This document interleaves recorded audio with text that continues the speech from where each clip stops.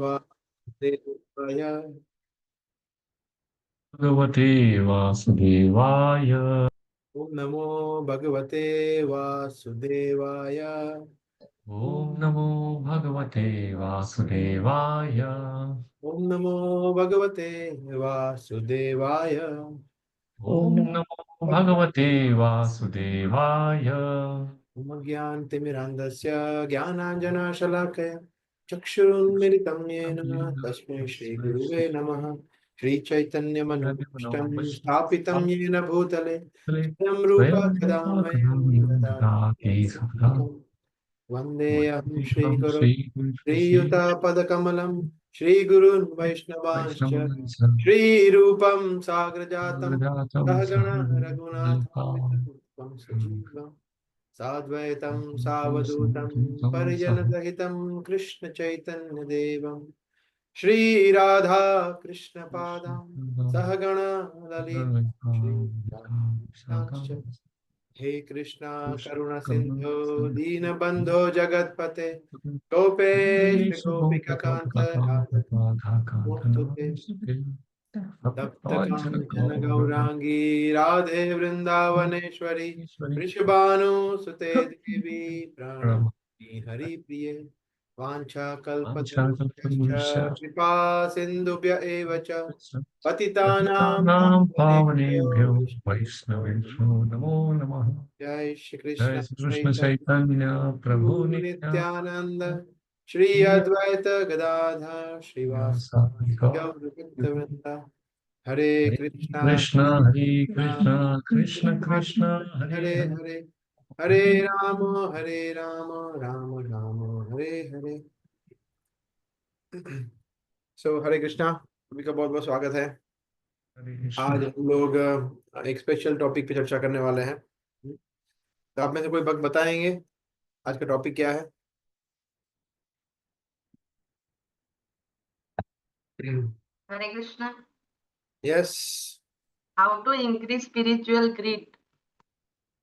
हाँ, तो वो तो आपने इंग्लिश में बोला, उसका मतलब क्या है समझाइए।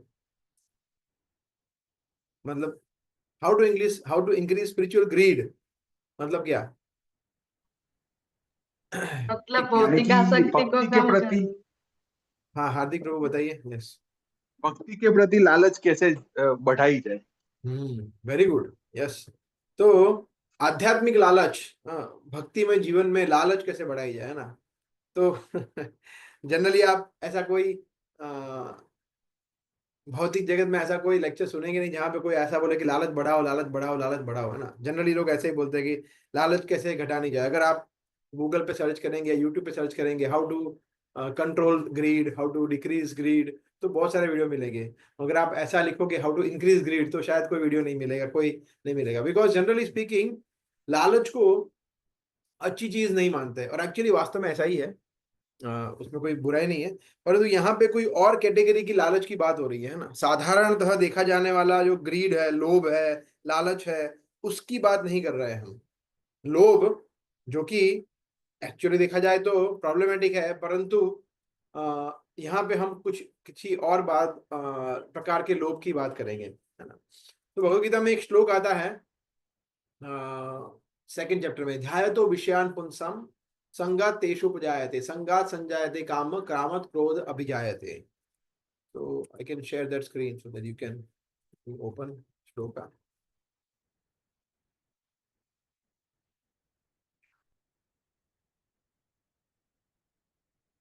ओके, सो यहाँ पे आप देख रहे हैं, ये सेकंड अध्याय का 62वां श्लोक है। इसमें कृष्ण कहते हैं ध्यायतो विषयान पुंसः।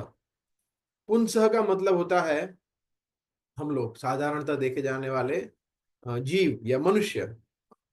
विषयान का मतलब होता है इंद्रिय विषयों के ऊपर, इंद्रिय विषयों की बात कर रहे हैं। जैसे फॉर एग्जांपल स्पर्श, सूंघना, खाना, तो ये सब इंद्रिय विषय है। और हमारे इंद्रियों का जो ऑब्जेक्ट है उसको इंद्रिय विषय कहते हैं। तो ये हम समझ सकते, सेंस ऑब्जेक्ट्स। ध्याय तो मतलब ध्यान करना, मेडिटेशन करना, कॉन्टेम्पलेशन करना, सोचना उसके बारे में कि मैं कल क्या खाऊंगा, मैं कहाँ जाऊंगा घूमने के लिए। तो ऐसे बात कर रहे हैं कृष्ण। ध्याय तो विषयान पुंसा संगस तेषु उपजायते।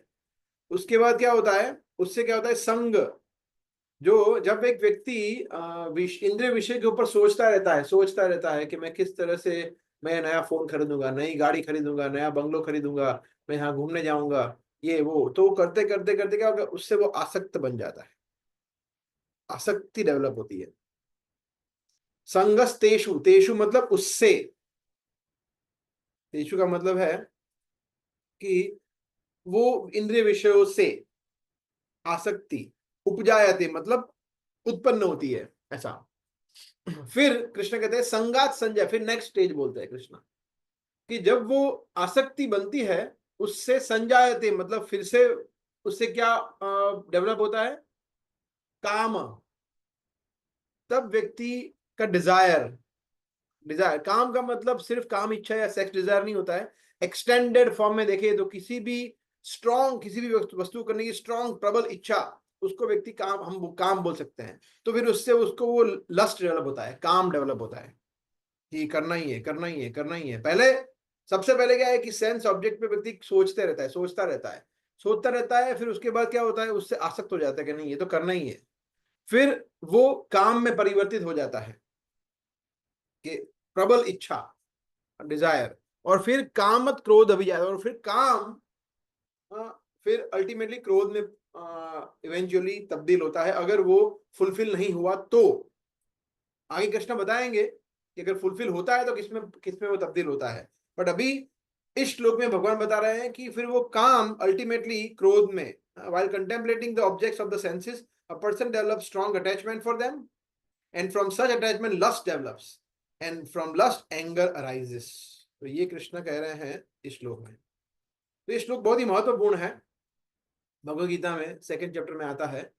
तो इस श्लोक से हम ये समझते हैं कि काम जो है वो मूल कारण है, एक्चुअली देखा जाए तो। जो लस्ट है वो यहाँ पे भौतिक जगत पे हम लोग यहाँ पे दुखी है, सफर कर रहे हैं, पीड़ित है, उसका मुख्य कारण है लस्ट। तो लस्ट जब, या काम इच्छा जो है, उसको अगर आप संतुष्ट करो, संतुष्ट करो, तो क्या होता है, और इच्छाएं, और इच्छाएं डेवलप होती है। जैसे फॉर एग्जाम्पल किसी व्यक्ति को घूमने जाना अच्छा लगता है, बोला मैं एक बार क्या करूंगा, मनाली या शिमला घूम के आऊंगा, फिर मैं और कहीं नहीं जाऊंगा, लास्ट ट्रिप, उसके बाद मैं एकदम संतुष्ट हो जाऊंगा। तो क्या क्या कभी ऐसा होगा? नहीं। जब वो और घूमने जाएगा तो बोले अभी यार ये तो बहुत अच्छी जगह है, स्विट्जरलैंड तो इससे भी अच्छी होगी, मुंबई तो इससे भी मतलब मनाली अच्छा है, तो मैं क्या करता हूँ, अभी मैं बीच साइड जाता हूँ, अभी मैं हिल स्टेशन पे आ गया हूँ। तो इससे उसकी इच्छाएं बढ़ेगी, कम नहीं होगी। आगे कृष्ण बता रहे हैं कि किस तरह से काम रूपेण दुष्पुरेण अनलेन वा, कि काम जो है वो अग्नि के समान है, और उसमें हम जितनी भौतिक इच्छाएं डालेंगे तो वो घी डालने के समान है।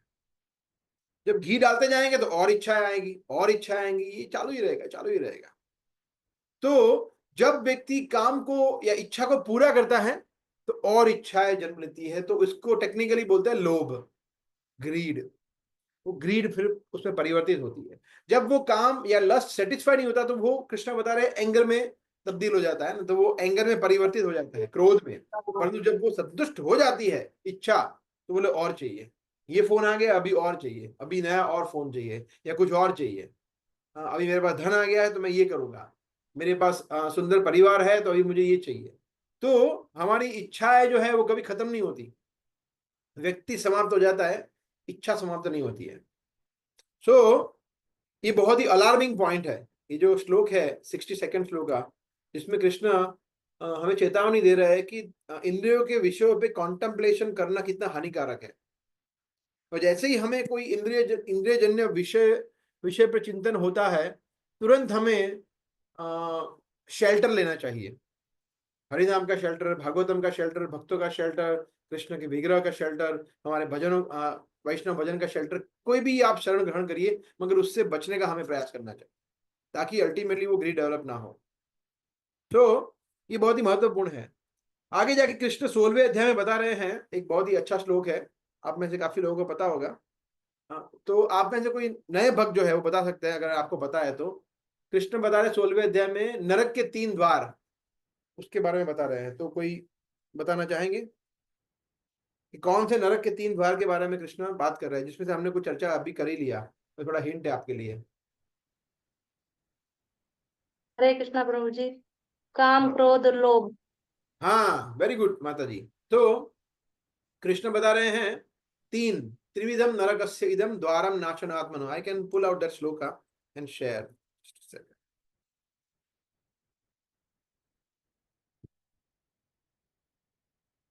16वें अध्याय में है, एक सेकंड। यस, 21। त्रिविधम नरकस्य इदम द्वारम नाशन आत्मनः काम क्रोधस तथा लोभम तस्मात् एतत् त्रयम त्यजेत।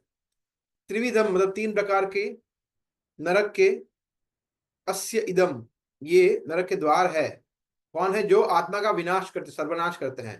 पहला है काम, मिस्टर लस्ट, फिर है mister anger, and then mister greed, लोभ। और इसीलिए तस्मात, इसीलिए उन सबका त्याग करो, कृष्ण कह रहे हैं हमें। Right? So there are three gates leading to the hell: lust, anger, and greed. Every sane man should give this up, for they lead to the degradation of the soul. So ये भी महत्वपूर्ण है कि जो grid है, लोभ है, अत्याधिक लोभ। तो आज हम उसके ऊपर चर्चा नहीं करने वाले हैं कि किस तरह से हमें हमारा मटेरियल ग्रीड को कम करना चाहिए, वो कभी और चर्चा करेंगे आज। बट उसके पहले हमें समझना जरूरी है कि ग्रीड जो है, अगर हम हमारे ग्रीड को राइट वे में चैनलाइज नहीं करेंगे, अच्छी तरह से उसको ले नहीं जाएंगे, तो वो हमें ले डूबेगा, ये तय है। लोभ, क्योंकि हमारा स्वभाव है कि हमें कुछ न कुछ वस्तु से आसक्ति करना अच्छा लगता है। अगर हम पॉजिटिव चीजों से आसक्ति नहीं करेंगे तो नेगेटिव चीजों से करेंगे। सिंपल है। जैसे छोटा बच्चा है, अगर आप चाहते हैं कि वो कुछ डिस्ट्रक्टिव चीज ना करे, घर में कोई तोड़फोड़ ना करे, या उधम ना मचाए, शैतानी ना करे, तो आपको कुछ उसको प्रोडक्टिव चीज देना पड़ता है ना। आपको कुछ एक्टिविटी दे दो, होमवर्क दे दो, कुछ आर्ट एंड क्राफ्ट दे दो, पेंटिंग दे दो, स्केचिंग करना दे दो, तो फिर वो करता रहेगा। वरना वो खाली दिमाग है तो मतलब कुछ ना कुछ तो करेगा ही। सिमिलरली हमारे मन को हमें पॉजिटिव एंगेजमेंट देना पड़ेगा, और वो पॉजिटिव एंगेजमेंट लोभ के लिए क्या है वो आज हम चर्चा करेंगे। ठीक है। सो ये हम सब जानते हैं कि अपार्ट फ्रॉम ये जो तीन बताए, काम, क्रोध और लोभ, उसके अलावा भी तो ये मेन मुख्य तीन चीजें हैं। उसके अलावा भी और तीन चीजें हैं जो कलेक्टिवली हमारे 6 अनर्थ बनाती है। तो वो भी आप में से कोई नए भक्त बता सकते हैं अगर चाहे तो। काम, क्रोध, लोभ, उसके बाद और 3 अनर्थ है हमारे, वो क्या है?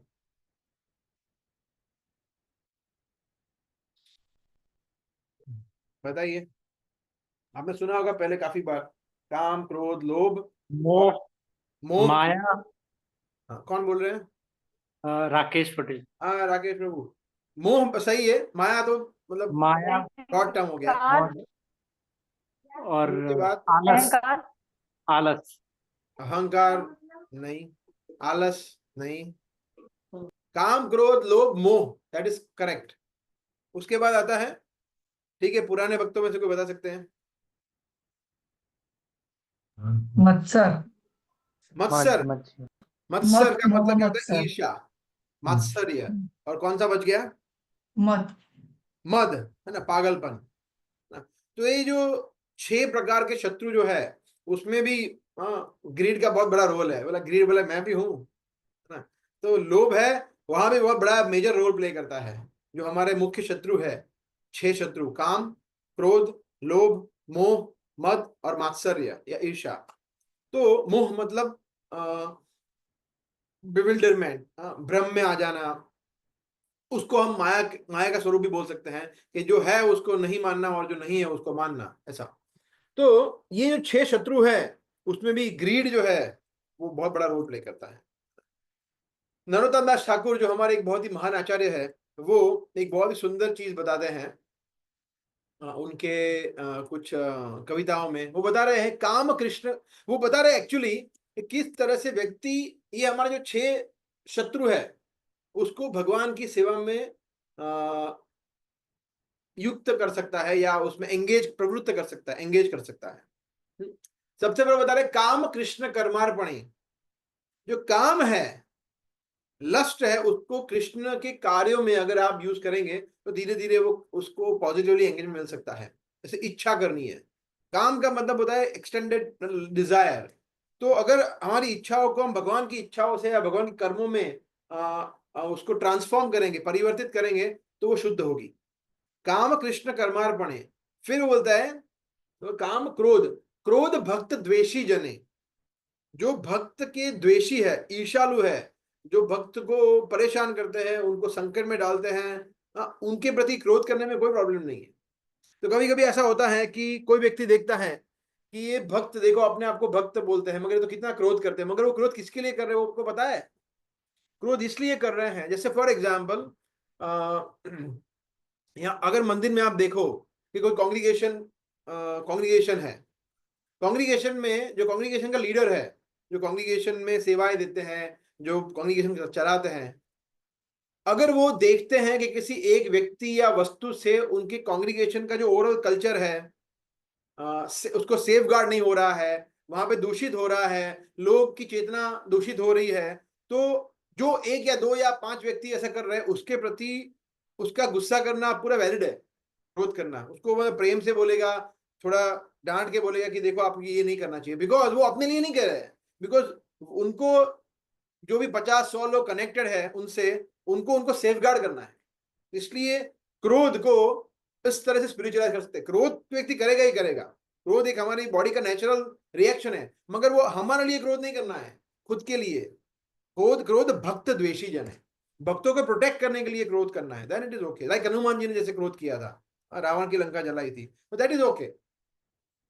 फिर आते हैं मुख्य टॉपिक पे आज के, लोभ भक्त संगे हरि कथा। लोभ जो है किसका होना चाहिए? लोभ पैसे का, कि अभी 2 लाख आ गया है, 10 लाख कब आएगा, 50 लाख कब आएगा, नहीं। लोभ भक्त संगे हरि कथा, कि भक्तों के संग में हरि कथा करने का लोभ, ये जो डेवलप होगा तो हम लोभ को स्पिरिचुअलाइज कर पाएंगे। तो ये बहुत महत्वपूर्ण है, लोभ भक्त संगे हरि कथा। तो आज हम उसके विषय में थोड़ा चर्चा करेंगे, थोड़ा डिटेल में, किस तरह से हम हमारे लोभ को स्पिरिचुअलाइज कर सकते हैं।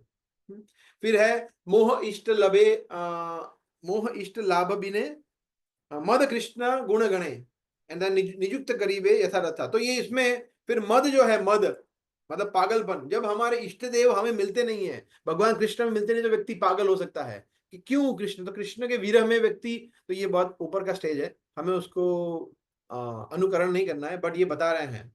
एंड द लास्ट इज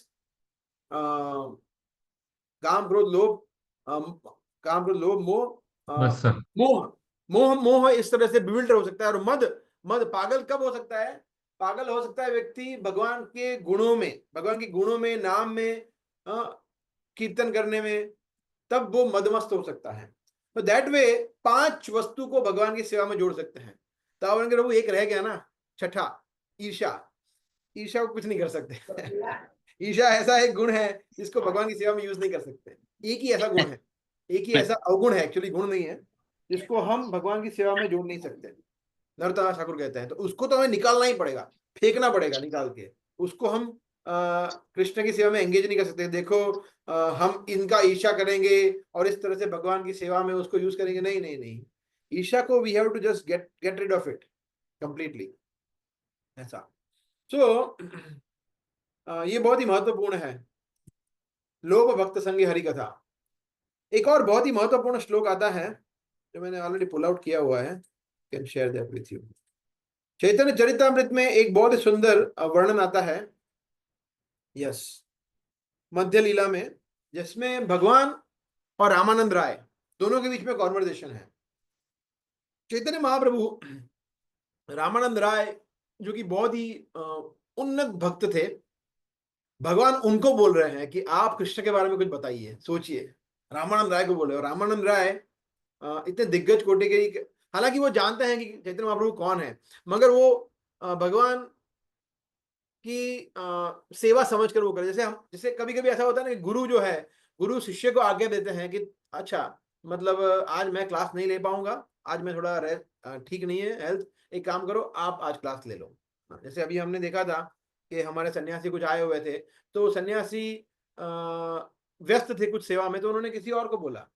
तो उसका मतलब ये नहीं कि सन्यासी से ज्यादा वो समझदार है, नहीं, सन्यासी जो है वो उनकी सेवा कर रहे हैं, ये भक्तगण अपने गुरु की, सन्यासी की उनकी आज्ञा मान रहे हैं। उसी तरह से रामानंद राय भगवान की सेवा कर रहे हैं। भगवान ने बोला कि कृष्ण के बारे में कुछ बताओ, तो वो बता रहे हैं। तो उसमें बहुत सारे चर्चा कर रहे हैं वो, फिर वो बता रहे हैं, गीता के श्लोक अलग अलग कोट कर रहे हैं, जैसे ब्रह्मभूत प्रसन्नात्मा न शोचति न कांक्षति सर्वधर्मान परित्यज्य, सब अलग अलग कोट कर रहे हैं। फिर भागवतम से श्लोक कोट कर रहे हैं। तो भगवान बोले नहीं नहीं नहीं, ये बेस्ट नहीं है, और बताओ और बताओ। तो भगवान इस तरह से उनको टेस्ट कर रहे हैं कि ये और कितना बेस्ट आगे बताएंगे। फिर वो धीरे धीरे, उसमें से ये बीच का एक श्लोक है, तो भगवान इस श्लोक के बाद बता रहे हैं कि हाँ ये बहुत अच्छा बताया, मगर इससे भी कुछ अच्छा शेर बताओ। फिर अल्टीमेटली वो जब राधा रानी का और गोपियों का भगवान के साथ संबंध है, उसके बारे में जब बताते हैं, तब भगवान संतुष्ट होते हैं कि यस, ये जो भगवान का गोपियों के साथ आदान प्रदान है, रासलीला है, वो सर्वश्रेष्ठ है। एनीवे, तो इसके बीच में ये आता है 70 श्लोक का, जिसमें ये बहुत ही सुंदर श्लोक है। और आज का जो कथा वस्तु है, आज का जो टॉपिक है, उससे ये एकदम परफेक्टली रिलेटेड है। क्या बता रहे हैं? कृष्ण भक्ति रस भावितामति क्रियताम यदि कुतो अपि लभ्यते तत्र लौल्यम अपि मूल्यम एकलम जन्म कोटि सुकृतिर न लभ्यते। सो कृष्ण भक्ति रस भावितामति, कृष्ण भक्ति जो है ना, वो अनेक अनेक रसों से भरपूर है। पूर्णामृतम स्वादनम, हम रोज गाते हैं ना शिक्षाष्टकम प्लेयर में, राइट, कि जो परम विजय श्री कृष्ण संकीर्तनम है वो पूर्णारिता स्वादनम, तो वो पूर्ण रसों का आस्वादन है। और पद पद पर हमें आनंदाम बुद्धिवर्धनम, तो कृष्ण भक्ति में नव नव रस धामनी उद्यतम रंतुम आसित, जो यमुनाचार्य जी बता रहे हैं कि जब से मैं कृष्ण भक्ति का आस्वादन किया है, तब मुझे नया नया रस मिलता ही जाता है, मिलता ही जाता है, मिलता ही जाता है, खत्म ही नहीं होता है। तो ये ऐसा है, भगवान का भक्ति जो है, कृष्ण भक्ति जो है, वो ये रसों का महासागर है। तो कृष्ण भक्ति रस भाविता भवी, फिर भाविता मति, इंटेलिजेंट, मति मतलब बुद्धि।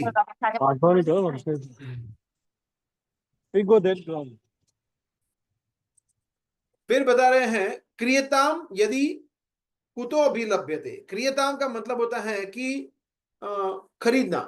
अगर आपको बाजार में कुछ चीज मिल रही है, जैसे फॉर एग्जांपल आप जा रहे हैं क्रोमा में कुछ वॉशिंग मशीन खरीदने, ठीक है, तो वॉशिंग मशीन खरीदते तो वो फ्री में थोड़ी देंगे, कुछ मूल्य चुकाना पड़ेगा, है ना। और अगर जैसे फॉर एग्जांपल अगर कोई ऑफर चल रही हो कि वॉशिंग मशीन 50,000 रुपए का वॉशिंग मशीन आपको मिल रहा है 15,000 में, है, तो लोग पागलों की तरह भागेंगे ना, बोला ये बहुत बड़ा ऑफर है, 70% डिस्काउंट, बढ़िया है। तो ये भी ऐसा ही है, कृष्ण भक्ति जो है वो मिल रही है और वो सुलभ है, इजीली मिल रही है। क्रेताम यदि कुतो अभी लभ्यते, तो अगर वो आपको कहीं मिल रही है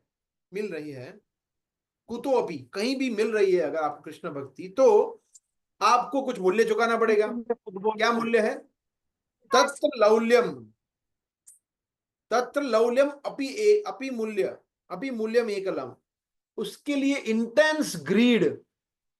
लौल्यम का मतलब होता है लोभ, ग्रीड, कि बहुत ही ज्यादा इंटेंस ग्रीड कृष्ण भक्ति के लिए एक ही मूल्य है, और कोई मूल्य नहीं है ना। आपको कुछ मिलियंस ऑफ डॉलर्स नहीं देना है, आपको अपने प्राण नहीं देने हैं, आपको अपना जीवन नहीं छोड़ देना है, घर बार छोड़ नहीं देना है, नहीं, कुछ नहीं करना है, आपको सिर्फ इंटेंस ग्रीड चाहिए, कृष्ण भक्ति चाहिए। अगर ये ग्रीड है तो जन्म कोटि सुकृति। हाँ, और दूसरा, अगर मिलियंस ऑफ बर्थ, अगर आप जन्म कोटि ना, आप करोड़ों करोड़ों जन्म भी अगर ले और उसमें सुकृति, जिसमें आप अच्छे कार्य करें, तो भी आपको कृष्ण भक्ति नहीं मिल सकती। आप बोलेंगे नहीं मुझे ग्रीड नहीं है, बट मुझे अभी कोई लोभ नहीं है भक्ति के लिए, मगर मैं अच्छा कार्य करूंगा, मैं गरीबों की सेवा करूंगा, अनाथों की सेवा करूंगा, वृद्धाश्रम में जाऊंगा, लोगों को पैसे बांटूंगा, विद्या दूंगा, ये वो वगैरह वगैरह, बहुत सारे पुण्य कर्म करूंगा। तो ऐसे पुण्य कर्म आप इस जन्म में नहीं, करोड़ों करोड़ों जन्म में भी करो तो भी आपको भक्ति नहीं मिलेगी। नहीं, भक्ति ऐसे नहीं मिलती है। भक्ति के लिए एक चीज जरूरी है, रामानंद राय कह रहे हैं, लौल्यम, इंटेंस डिजायर, पागलों की तरह भीख मांगना भगवान से, कि मुझे प्लीज कृपा दीजिए, भक्तों के चरणों में भीख मांगना, प्रभुपाद के चरणों में भीख मांगना कि मुझे प्लीज अपने शेल्टर दीजिए, गुरु के चरणों में भिक्षा करना कि प्लीज मुझे अपनी शेल्टर दीजिए, तब जाके कृष्ण भक्ति मिलती है, कृपा मिलती है, वरना कृष्ण भक्ति नहीं मिलती है। तो ये बहुत ही सुंदर, तो ये इंटेंस डिजायर चाहिए, इंटेंस ग्रीड चाहिए, लौल्यम, लोभ चाहिए, तब जाके कुछ हो सकता है कृष्ण भक्ति में हमारा, वरना इट्स वेरी डिफिकल्ट। Here. सो भक्ति जो है वो बहुत ही प्रीशियस है, चीप नहीं है। ऐसा नहीं है कि वो सस्ता है, कोई भी मिल सकता है, फ्री है। हाँ, फ्री है। हाँ, उसमें कोई मटेरियली आपको पैसा नहीं देना है, परंतु ऐसे देखा जाए तो फ्री नहीं है। हाँ, आध्यात्मिक दृष्टि से फ्री नहीं है, उसमें भी आपको मूल्य चुकाना पड़ेगा। वो क्या है मूल्य? आपको एकदम ईगरनेस चाहिए, आतुरता चाहिए, लौल्यम, लोभ चाहिए। जैसे फॉर एग्जाम्पल परीक्षित महाराज, अभी मैं कल ही बता रहा था एक लेक्चर में, परीक्षित महाराज जो जब सुखदेव गोस्वामी उनको कथा सुना रहे थे, भागवत कथा, तो जो 7वां दिन हुआ, तो वो बता रहे थे कि हे सुखदेव गोस्वामी, आप प्लीज प्रतीक्षा मत करना। जैसे हम सब जानते हैं कि उनको वो श्राप मिला था श्रृंगी से कि 7 दिन के अंदर वो तक्षक नाग के डसने से मृत्यु हो जाएगी। तो बोले कि हो सकता है कि वो नाग कभी भी आ सकता है, एनी टाइम, बट अगर आप उसको कभी भी देखो और वो आ रहा है तो भी आप कृष्ण कथा करना बंद मत करना। ये है चेतना, ये कॉन्शियसनेस। ऐसा नहीं कि ओह सांप आ गया, चलो अभी कुछ और करते हैं, नहीं, बोला आप सांप आए ना आए, आप बस बोलना चालू करिए। तो एक्चुअली ऐसा हुआ कि वो सांप आया, मगर सांप उनको डसा ही नहीं, उसके पहले वो अपने इसी शरीर में भगवान के धाम गए, परीक्षित महाराज। तो परीक्षित महाराज का जो चेतना है, ये चेतना, इसको बोलते हैं लौल्यम, इंटेंस ग्रीड। आप देखिए भागवतम में जो प्रश्न पूछे हैं, न केवल परीक्षित महाराज ने, परंतु विदुर जी के प्रश्न है मैत्रेय मुनि से, या फिर प्रहलाद महाराज का कॉन्वर्सेशन है, युधिष्ठिर महाराज नारद मुनि का संवाद है। आप देखिए सारी जगह पे इतना अच्छा, या शौनक आदि ऋषि जो पूछते हैं शुक गोस्वामी से, सूत गोस्वामी से, तो ये जो प्रश्नोत्तर है उसमें हमें देखने को मिलता है कि लौल्यम किसे कहते हैं। भगवान के विषय में जानना, भगवान की शिक्षाओं के बारे में जानना, उनके भक्तों के बारे में जानना, सिद्धांत के बारे में जानना, लीलाओं के बारे में जानना, उसको कहते हैं हरि कथा, लोभ भक्त संगे हरि कथा। तो ये बहुत ही महत्वपूर्ण है। क्या हमारे अंदर इतना ग्रीड है, हमारा इतना लोभ है, आतुरता है? तो ये इंपॉर्टेंट है। देखिए जो ग्रीड है ना, ग्रीड, उसके पहले का स्टेज है ईगरनेस। ईगरनेस, तो पहले ईगरनेस आता है, फिर ग्रीड आता है। और ग्रीड से, सॉरी, ईगरनेस से भी पहले आता है, आतुरता से भी पहले आता है उत्साह, एंथुजियाज्म। अगर एंथुजियाज्म नहीं है तो हमें कुछ जिज्ञासा नहीं होगी, और जिज्ञासा नहीं है तो हमें फिर कोई लोभ भी नहीं होगा, और बाकी सब तो बहुत दूर की बात है भक्ति की। इसलिए सबसे महत्वपूर्ण है उत्साह, भक्ति में उत्साह होना, ये बहुत ही ज्यादा जरूरी है। क्या, और हमें अपने आप से प्रश्न पूछना चाहिए कि क्या मैं मंगला आरती के लिए उत्साहित होता हूं? मैं संडे का वेट करता हूं कि कब संडे, सैटरडे नाइट होगी, कब मैं सुबह 3:30 बजे उठूंगा, कब मैं जल्दी जल्दी मंदिर जाऊंगा और गौर निता के सामने खड़ा हो जाऊंगा, बस प्रभुपाद के दर्शन करूंगा, राधा गोविंद जी के दर्शन करूंगा, हाँ, तुलसी आरती करेंगे, शिक्षाष्टकम पढ़ेंगे, साथ में माला का जप करेंगे। क्या ये आतुरता है हमारे अंदर? इंटेंस ग्रीड है कि क्या उत्साह है? उत्साह, अभी तो उत्साह की बात करें, क्या ये उत्साह है हमारे लिए, हमारे साथ? फिर रोज रोज की बात करें तो क्या सुबह हम वेट करते हैं कि कब जल्दी सुबह होगी और कब मैं तुलसी महारानी से बनी हुई ये माला को स्पर्श करूंगा, और फिर मैं पंचतत्व मंत्र बोलूंगा, और फिर मैं 16 माला का जप करना शुरू करूंगा भगवान के चरणों में प्रार्थना करके? क्या ये उत्साह है हमारे अंदर? क्या श्रीमद् भागवतम खोलने का हमें मन होता है कि ओहो भागवतम कहाँ गया, भागवतम कहाँ, मेरे पास है भागवतम, चलो खोल के 1-2 पेज पढ़ लेते हैं? क्या गीता पढ़ने में उत्साह है, प्रभुपाद की पुस्तक पढ़ने में उत्साह है हमारा? ये क्या एवरी फ्राइडे को हम, हर फ्राइडे को हम वेट करते हैं कब फ्राइडे आएगा, इस बार कौन सा टॉपिक होगा, इस बार मुझे क्या प्रसाद में सेवा करने को मिलेगी, इस बार किस अच्छी तरह से हम कीर्तन करेंगे, इस बार हमें अच्छा, मतलब क्वेश्चन में पूछना है मुझे, एक क्वेश्चन में पूछूंगा, इस बार मैं पर्सनल 1-to-1 डिस्कशन करूंगा। तो क्या ये उत्साह होता है हमारे फ्राइडे प्रोग्राम में?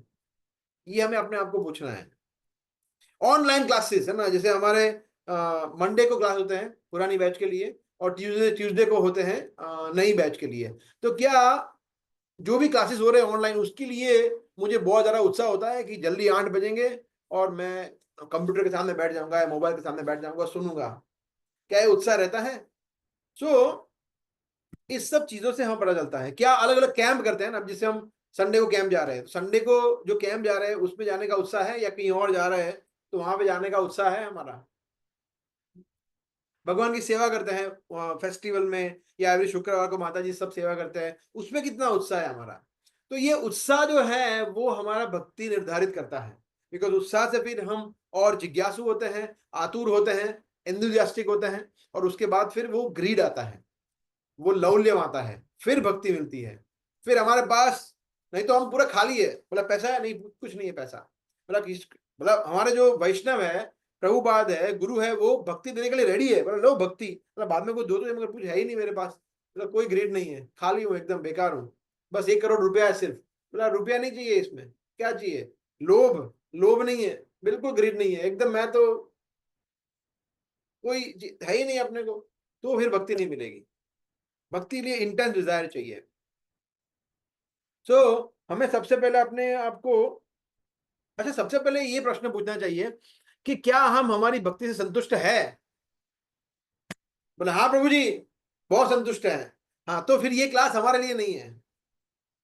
जो व्यक्ति ये मानता है कि नहीं अपने तो सब कुछ सही चल रहा है, भक्ति एकदम परफेक्ट चल रही है, माला का जप, भागवतम पढ़ाई, रीडिंग, कैंप, सब एकदम परफेक्ट, क्वेश्चन पूछ रहा हूँ मैं, संस्कृत के श्लोक आ गए हैं, गीता में देखो मैंने 50 श्लोक कंठस्थ कर लिए है, अच्छी तरह से गाता हूँ, नॉलेज भी आ गया है, प्रभुपाद के लेक्चर सुन लिए है, एनालॉजिस भी आती है मुझे बोलना, मैं अच्छा बोलता भी हूँ या बोलती भी हूँ, या फिर मैं देखो कितना अच्छा छोले भटूरे बनाती हूँ, लोग उंगलियां चाट गए, लोगों ने वाह वाह किया फ्राइडे प्रोग्राम में, मतलब हो गया, भक्ति की पराकाष्ठा आ गई, यही तो चाहिए, और क्या चाहिए? Then we have a serious problem. तो फिर हमारे लिए लेक्चर नहीं है, ये लेक्चर उन गरीब लोगों के लिए है जो मतलब जिनकी गाड़ी रुक रुक के चल रही है, मतलब हमारे लिए है। तो मैं ऐसा मानता हूं कि हम सब ऐसे वही कैटेगरी में आते हैं कि हम सभी लोग अपूर्ण है, अभी भी बहुत ज्यादा अपूर्ण है, और अभी हमें बहुत ज्यादा अंतर तय करना है भक्ति में, इसीलिए, और उसमें हमें डिसअपॉइंट नहीं होना है। इसीलिए उपदेशामृत का जो पहला श्लोक है ना, उत्साहात, उत्साह जो है, रूप गोस्वामी बताते हैं उत्साहात धैर्यात, उसके बाद है धैर्य। उपदेशामृत अपने में सेकंड श्लोक में बता रहे हैं उत्साहात धैर्यात निश्चयात तत्त कर्म प्रवर्तना संग त्यागा सतो वृत्ति शतबीर भक्ति प्रसिद्ध्यति, कि 6 चीजों से भक्ति का उदय होता है। उसमें सबसे पहला है उत्साह। उत्साह ही नहीं होगा कुछ नहीं होगा।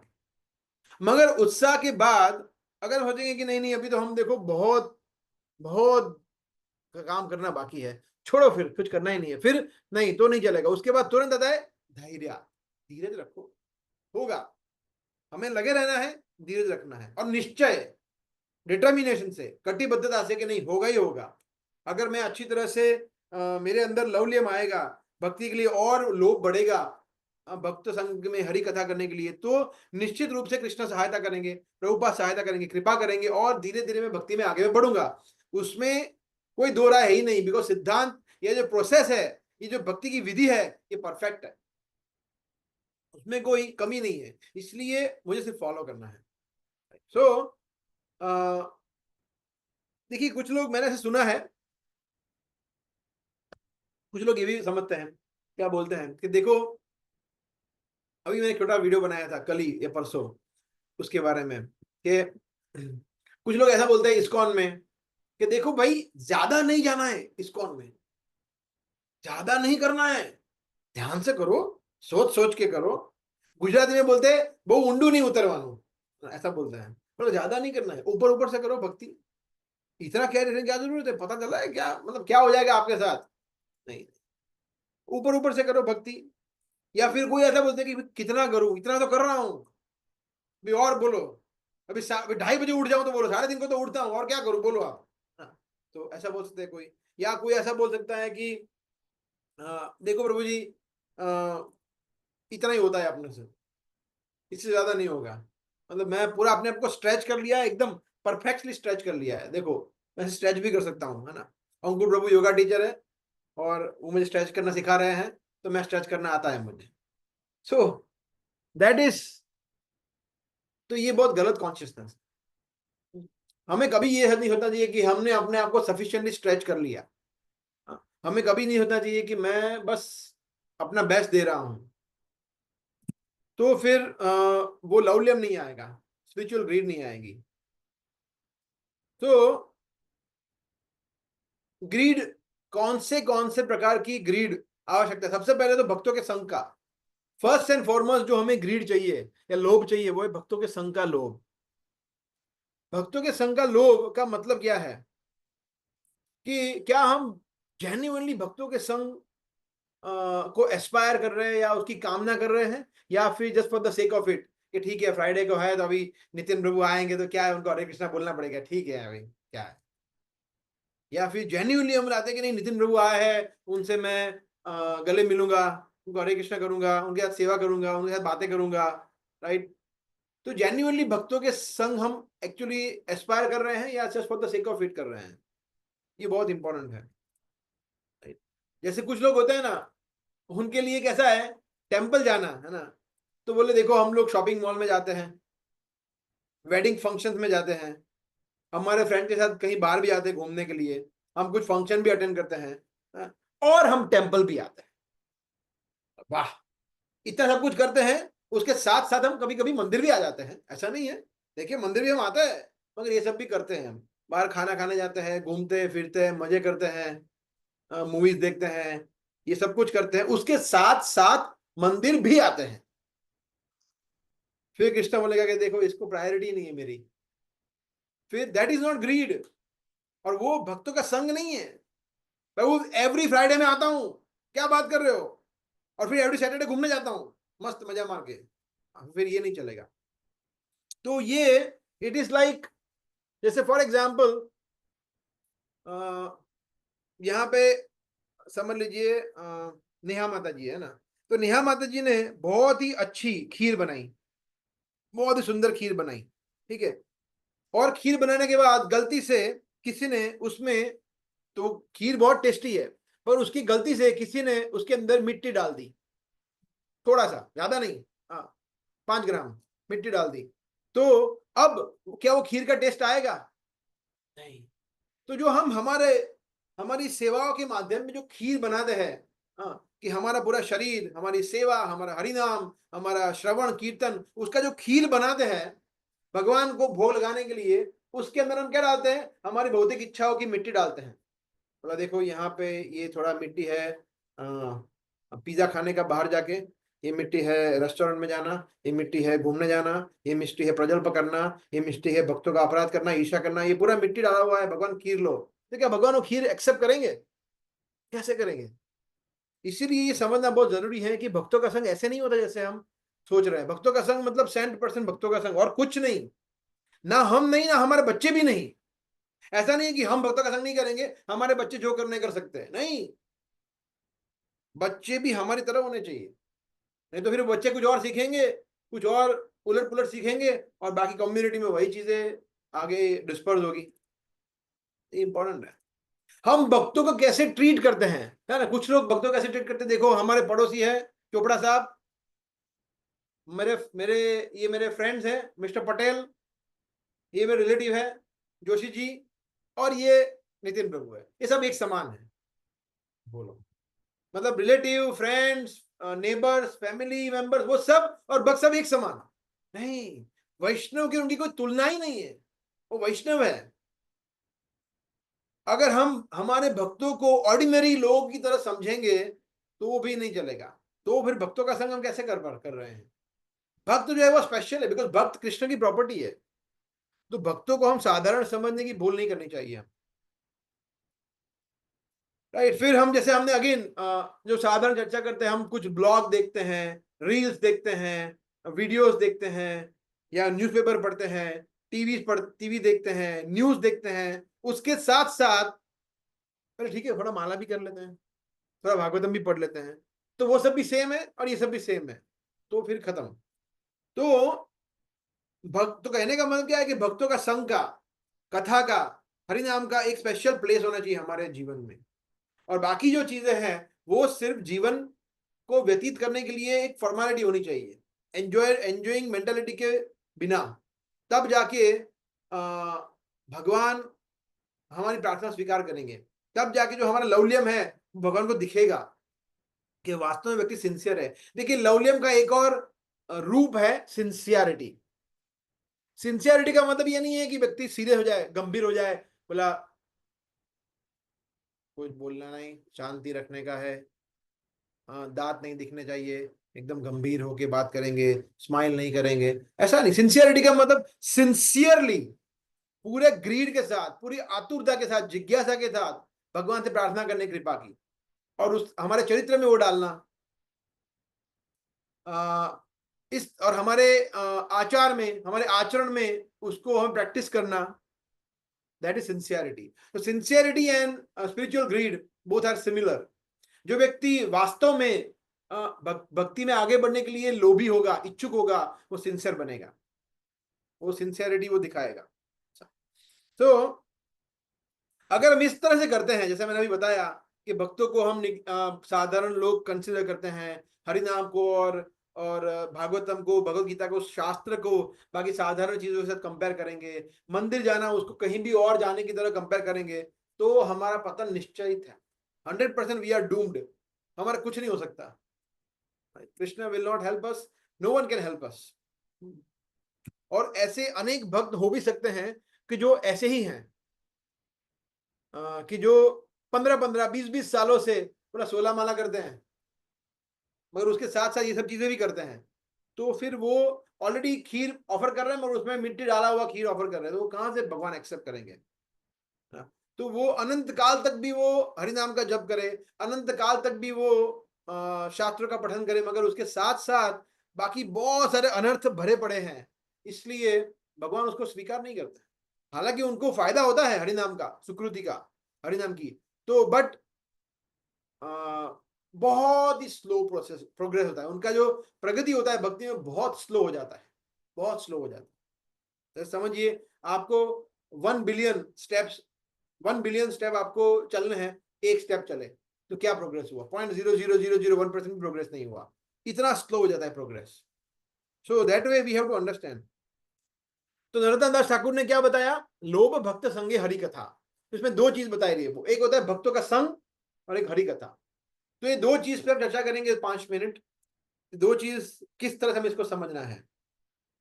देखिए भक्तों का संग जो है ना, वो क्वालिटी संग चाहिए, सोशल एसोसिएशन नहीं चाहिए, कि सामाजिक संग नहीं चाहिए कि देखो मिले हम, एक माता जी दूसरे माता जी को मिले, बोला केम छो माता जी, अच्छे है आप, हाँ देखो अभी क्या चल रहा है यार, बच्चों के स्कूल में तो ऐसा चल रहा है, और देखो पड़ोस वाली ऐसा कर रही है मेरे साथ, मेरी सास ऐसा कर रही है, मेरे घर पे काम वाली बाई है वो आती नहीं थी, अब ऐसा हो गया, झगड़ा हो गया, देखो हमारे, देखो सोसाइटी में ऐसा हो गया। इसमें कृष्ण दूर दूर तक नहीं है, 100% प्रजल्प है। तो क्या ये सही है? ये भक्तों का संग बोलेंगे हम? नहीं, ये संग नहीं है, ये सिर्फ सामाजिक मिलना घुलना हो गया, ये भक्तों का संग नहीं है। लोभ भक्त संग हरि कथा, इसमें कृष्ण कहाँ है? कृष्ण है ही नहीं, कृष्ण को छोड़ के सब कुछ है, तो इसको संग नहीं बोलते हैं। तो अगर आप ऐसा मानते हो कि मैं ये माता जी के संग करती हूँ रेगुलरली, फोन पे उन पे घर जाके या ये वो, और उसमें कृष्ण कहीं नहीं है या कृष्ण बहुत कम है, तो वो संग बहुत खतरनाक है। वो संग हमारी भक्ति में हमें ले डूबेगा, वो भी ले डूबेंगे, हम वो भी डूबेंगे, हम भी डूबेंगे। इसलिए क्वालिटी एसोसिएशन चाहिए भक्तों का संग। हरेश प्रभु जब हमें बताते हैं तो वो बार बार बताते हैं ना कि जब भक्त एक दूसरे से मिलते तो क्या बातें करनी चाहिए, क्या आपने पढ़ाई किया है, क्या प्रेरणा मिला है, आपके भक्ति के शुरुआत के समय में क्या हो रहा था। सो एनीथिंग विच इज, या प्रभुपाद की कुछ लीला है या भागवतम से या हरिनाम के बारे में, कुछ न कुछ कृष्ण से संबंधित या सेवा से संबंधित बातें होनी चाहिए। दैट इज भक्त संग। अदरवाइज फिर मंडेन तो मंडेन बातें हो जाएंगी, दैट्स नॉट गुड। और दूसरा है हरि कथा। तो हरी कथा है, दूसरे में उसमें व्यक्ति ये भी कर सकता है कि बोला घर पे बैठ के अकेला हरी कथा सुनूंगा, बोला ठीक है ना, क्या फर्क पड़ता है। मैं देखो प्रभुपाद की पुस्तकें तो है, लेक्चर भी आपने दे दिया है, पूरी ड्राइव भर भर के लेक्चर है, 3000 लेक्चर है, यूट्यूब पे तो भरे पड़े हैं सब पूरे, मतलब ये प्रभु जी ने, वो प्रभु जी ने, ये प्रभु जी ने, ये माता जी ने, पूरा सब। आहा, प्रभु जी पूरा दिन लेक्चर ही सुनता रहता हूँ, मजा आ जाता है। एक दिन में मैं 6-6 घंटे लेक्चर सुनता हूँ, क्या बात कर रहे हो आप। पर भक्तों का संग कर रहे हो, फ्राइडे प्रोग्राम में आ रहे हो, कैंप्स में आ रहे हो, नहीं। वो एक्चुअली क्या है कि मेरा ये लंबा लिस्ट है, इस कारण से मैं नहीं आ पा रहा हूं, तो वह सब कारण जीरो है। कोई कारण, ऐसा कोई भी कारण जो भक्तों से आपको दूर ले जाता है वो वैलिड नहीं है, तो आप उसको वर्क करना पड़ेगा। आप कृष्ण को जस्टिफाई नहीं कर सकते कि देखो कृष्ण, मैं एक्चुअली मंदिर से बहुत दूर रहता हूं, इसलिए मैं भक्तों का संग नहीं कर पाता हूं, सॉरी, प्लीज एक्सक्यूज मी। तो कृष्ण बोलेंगे ठीक है, तो फिर कुछ करो उसके बारे में, यू मैनेज समथिंग, भक्तों को फोन करो, उनसे डिस्कस करो। आपने कभी किया कि इसको मैं कैसे सॉल्व कर सकता हूँ, आपने डिस्कस किया नहीं? या फिर मैं ऑफिस से लेट छूटता हूं, तो आपने भक्तों से डिस्कस किया कैसे उसको आप हल निकाले? नहीं। तो आपको सॉल्यूशन की तरफ देखना ही नहीं है, और आपको इजी सॉल्यूशन क्या है, बोला आना ही नहीं है, इजी सॉल्यूशन है। तो फिर तो बोला ऑनलाइन प्रोग्राम कभी कभी सुन लेंगे, नहीं तो देखो यूट्यूब है, बुक्स है, पढ़ लेंगे।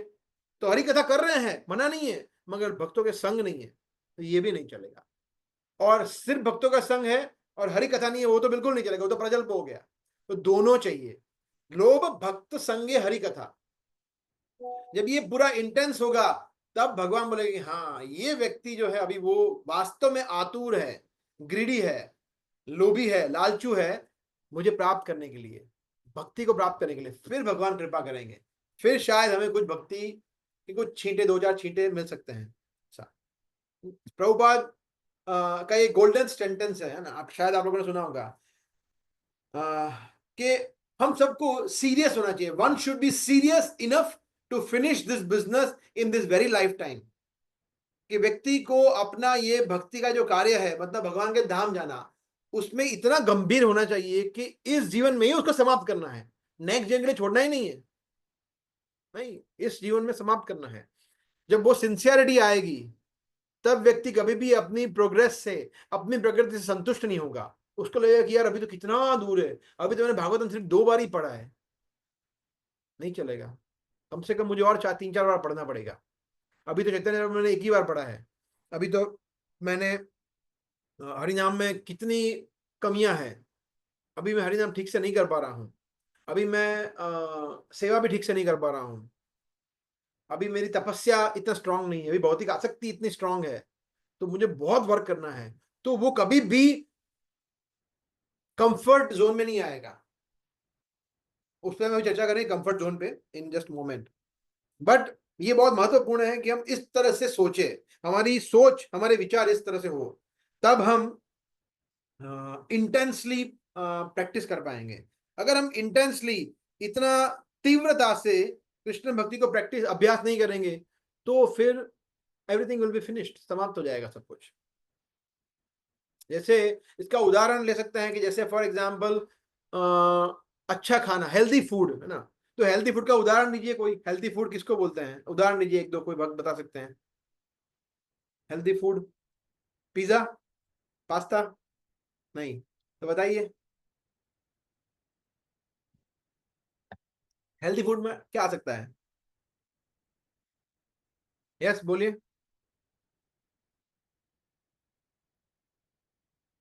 बोलिए माता जी, अनम्यूट करिए और बोलिए।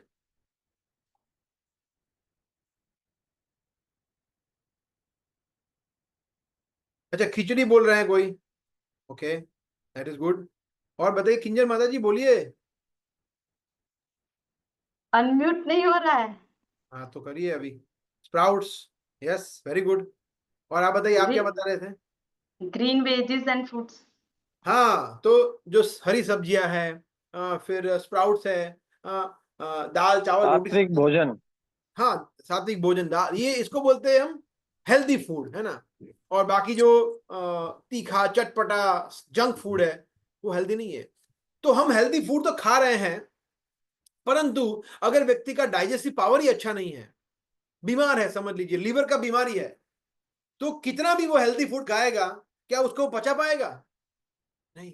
हेल्दी फूड उसके लिए सिर्फ काम का हो जाएगा, मतलब ठीक है हेल्दी फूड तो खा रहे हैं मगर हेल्दी बन नहीं रहे हैं, क्यों? बिकॉज वो पचाना भी पड़ेगा ना।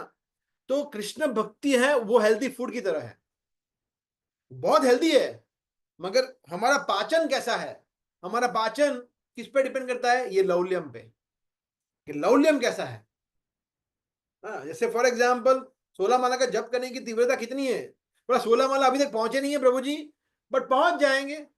देखिए हम लोग एक जन्माष्टमी पे एक माला बढ़ा रहा हूं मैं, तो देखिए 16 जन्माष्टमी हो गया, 16 साल में पहुंच जाऊंगा 16 माला तक। तो इतना आतुर्य है। या एकदम हमारे एक भक्त थे जो बता रहे थे, बहुत वेरी सीनियर डिवोटी, बहुत सालों पहले 2000 के आसपास जब वो नए नए जुड़े थे, तो उनको पता नहीं था कि माला का जप भी करना होता है। तो उसने देखा कि ये सब लोग क्या, मतलब कुछ दिन हुए थे, तो बोले सब लोग क्या ये झोली में हाथ डाल के क्या करते हैं? फिर उन्होंने किसी को पूछा, नहीं उन्होंने पूछा नहीं, वो संकोच हो रहा था, तो वो सामने से किसी ने बोला कि अच्छा आप क्या कर रहे हो? फिर बोला आप माला का जप कर रहे हो। बोला उसका मतलब यहाँ माला का जप करना? बोला हाँ ये माला ही तो है। बोला हाँ मुझे लग ही रहा था कि ये सब लोग क्या कर रहे हैं। तो बोला अच्छा तो माला के जप में क्या करना होता है? तो फिर उन्होंने समझाया कि इस तरह से, क्योंकि उस समय पे ऐसे कुछ 6 दिन का कोर्स होता नहीं था जर्नी ऑफ सेल्फ डिस्कवरी, ऐसे ही भक्त जुड़ जाता था। तो उन्होंने पूछा कि ठीक है क्या करना होता है? तो उन्होंने बताया कि इस तरह से हरे कृष्ण कृष्ण कृष्ण हरे हरे, हरे राम राम राम हरे हरे, ये मंत्र का आप 108 बार जप करिए, एक माला होती है, इस तरह से माला करनी होती है। तो बोला अच्छा, तो बोला कितनी माला करनी होती है? बोला आप जितनी करना चाहो उतनी। बोला नहीं मतलब अच्छा ऐसा? बोला हाँ। बोला मैं 16 करनी होती है। अच्छा 16 माला करनी होती है? बोला हाँ। तो उन्होंने मुझे बताया उस दिन से आज के दिन तक वो 16 माला कर रहे हैं। वेरी फर्स्ट डे किसी ने बताया कि 16 माला, बोला ठीक है। इसको कहते हैं उत्साह। 16 माला के लिए 16 सेकंड भी नहीं सोचा उन्होंने, इंस्टेंटली बस 16 राउंड, ओके 16 राउंड। और वो एक बहुत ही बड़े सक्सेसफुल बिजनेसमैन है, इज ए मिलियनर अभी भी, मगर ऐसा नहीं। और वो ऐसा नहीं है कि वो फ्री है, वो भी बिजी है। हाँ वो भी एमबीए किया है उन्होंने, वो भी पढ़े लिखे हैं और सक्सेसफुल, हम सबसे ज्यादा सक्सेसफुल धनी व्यक्ति है वो, मगर फिर भी वो इतने डेडिकेशन है, इतने कम से कम आई थिंक 25 सालों से अभी भी वो 16 माला कर रहे हैं। एक दिन किसी ने बोला आखिर 16 माला करनी है, सीधा एक माला दो माला सीधा 16 माला, वेरी फर्स्ट डे 16 राउंड, अभी तक 16 राउंड 16 माला।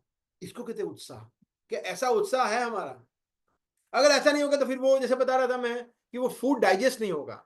हेल्दी फूड है भक्ति, मगर बिकॉज हमारा उत्साह ही नहीं है ठीक, या हमारा वो लौल्यम ही नहीं है, तो डाइजेशन पाचन शक्ति ठीक नहीं है, तो हम कितना भी हेल्दी फूड खाओ खिचड़ी भी नहीं बचेगा।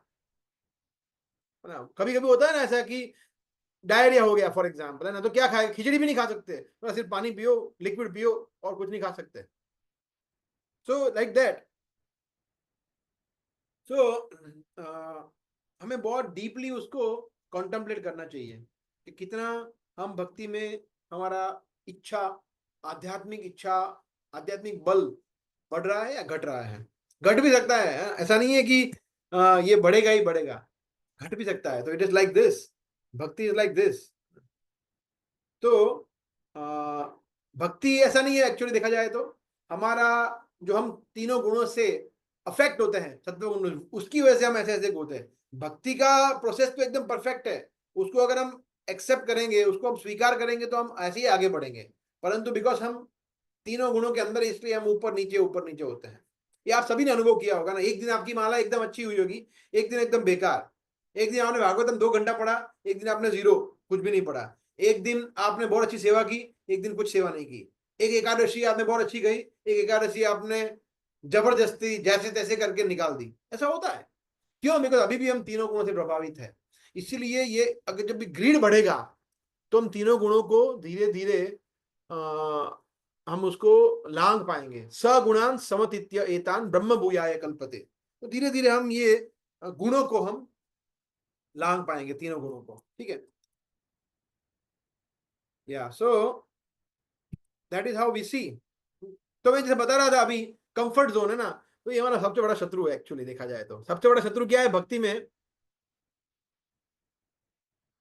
वैसे बहुत सारे शत्रु है, मगर एक स्टेज के बाद जब व्यक्ति 16 माला तक पहुंच जाता है, जैसे हम में से मेजोरिटी लोग 16 माला करते हैं ना, आप में से मैं समझता हूँ 70-80% लोग 16 माला करते हैं, या कुछ लोग 2 माला 8 माला जो भी करते हैं।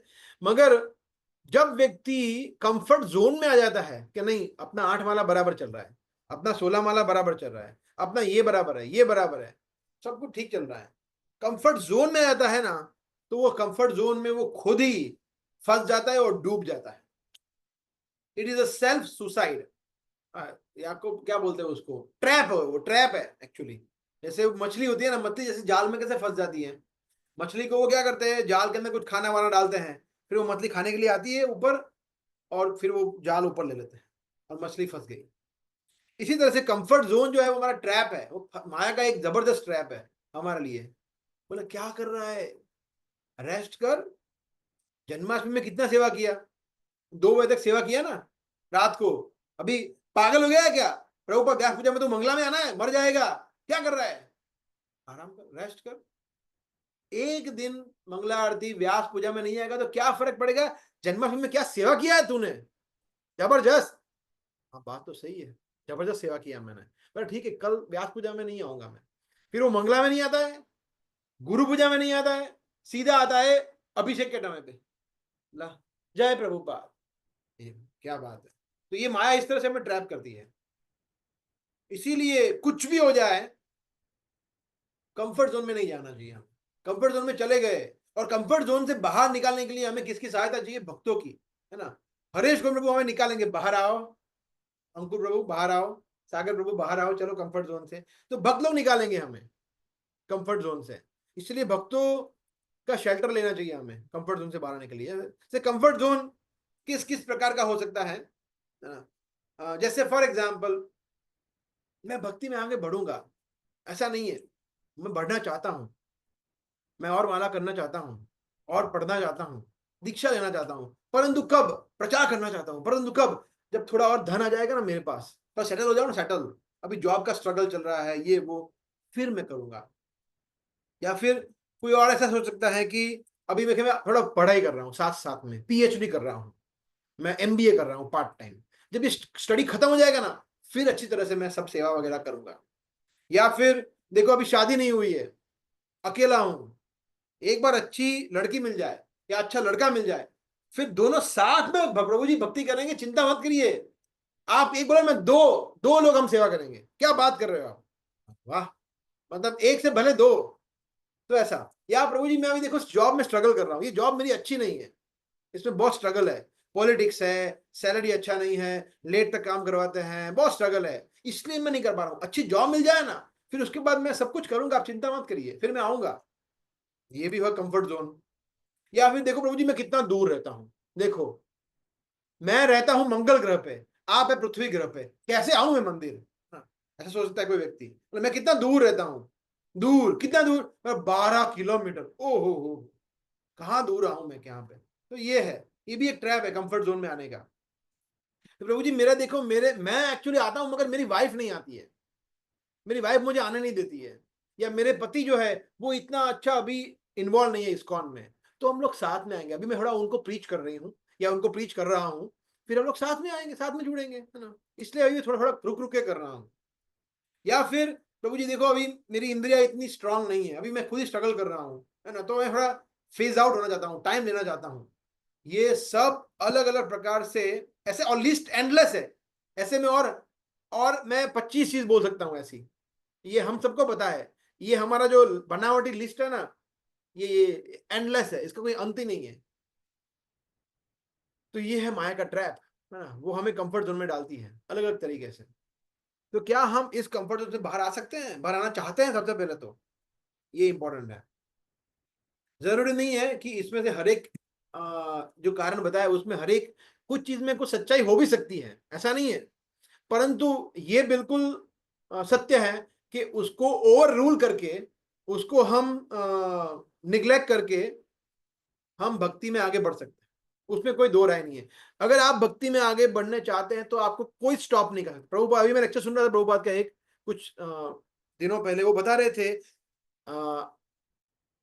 वो श्लोक था, अहेतुकी अप्रतिहता ये आत्मा सुप्रसिद्धति सवे सवे पुंसाम परो धर्मो यतो भक्ति रदोक्षति, भागवतम का। तो बता रहे थे अप्रतिहता कि कृष्ण भक्ति को कोई रोक नहीं सकता। वो बता रहे थे कि दुनिया में कोई ऐसा व्यक्ति नहीं है जो आपकी कृष्ण भक्ति को रोक सके। आपके माता पिता भाई बहन स्पाउस कोई भी एक व्यक्ति जो है जो रोक सकता है, वो कौन? खुद आप। हम खुद उसको रोकते हैं भक्ति को, और कोई एक्सटर्नल आपकी job business study distance from temple spouse जो भी स्पाउस बना नहीं है वो कोई भी वो आपको नहीं रोक सकता। हम खुद ही जो है हमारी भक्ति को रोक लेते हैं, ब्रेक मारते हैं ऐसा। और उसमें मेजर कारण है कंफर्ट जोन। कंफर्ट जोन जाता है, हमें लगता है कि नहीं ठीक है बराबर इतना ही तो कर रहे हैं, और इससे हम क्या हो जाता है लेथार्जिक बन जाते हैं। लेथार्जिक मतलब आलसी बन जाते हैं हम, उत्साह चला जाता है, आलसी बन जाते हैं। और वो आलसी बनने में फिर भगवान बता रहे हैं हम एंजॉय करते हैं। हम एक्चुअली आलस्य जो है लेजीनेस, जो व्यक्ति आलसी होता है तमोगुण में होता है वो उसको एंजॉय करता है। जैसे सुबह देर लेट मॉर्निंग तक पड़े रहना, जो लोग पड़ा रहता है उसको मजा आता है, बोला क्या आज तो संडे है, आज तो मैं 10 बजे उठूंगा, मजा आएगा, उठते ही मैं चाय बिस्कुट खाऊंगा और न्यूज़पेपर पढ़ूंगा, मजा आएगा। तो उसको वो एंजॉय करना चाहता है। तो ये भी उसमें दो राय नहीं है कि ये एंजॉयमेंट है, ये सुख है, परंतु वो सुख कैसा है? बहुत ही तुच्छ कैटेगरी का है। उसको कृष्ण ने कहा है तमोगुणी सुख है। यदग्रे चानुबंधे च सुखम नाशन आत्मनः निद्रालस्य प्रमादोत्तम तत् तामसम उदारतम। So I can pull out that shloka.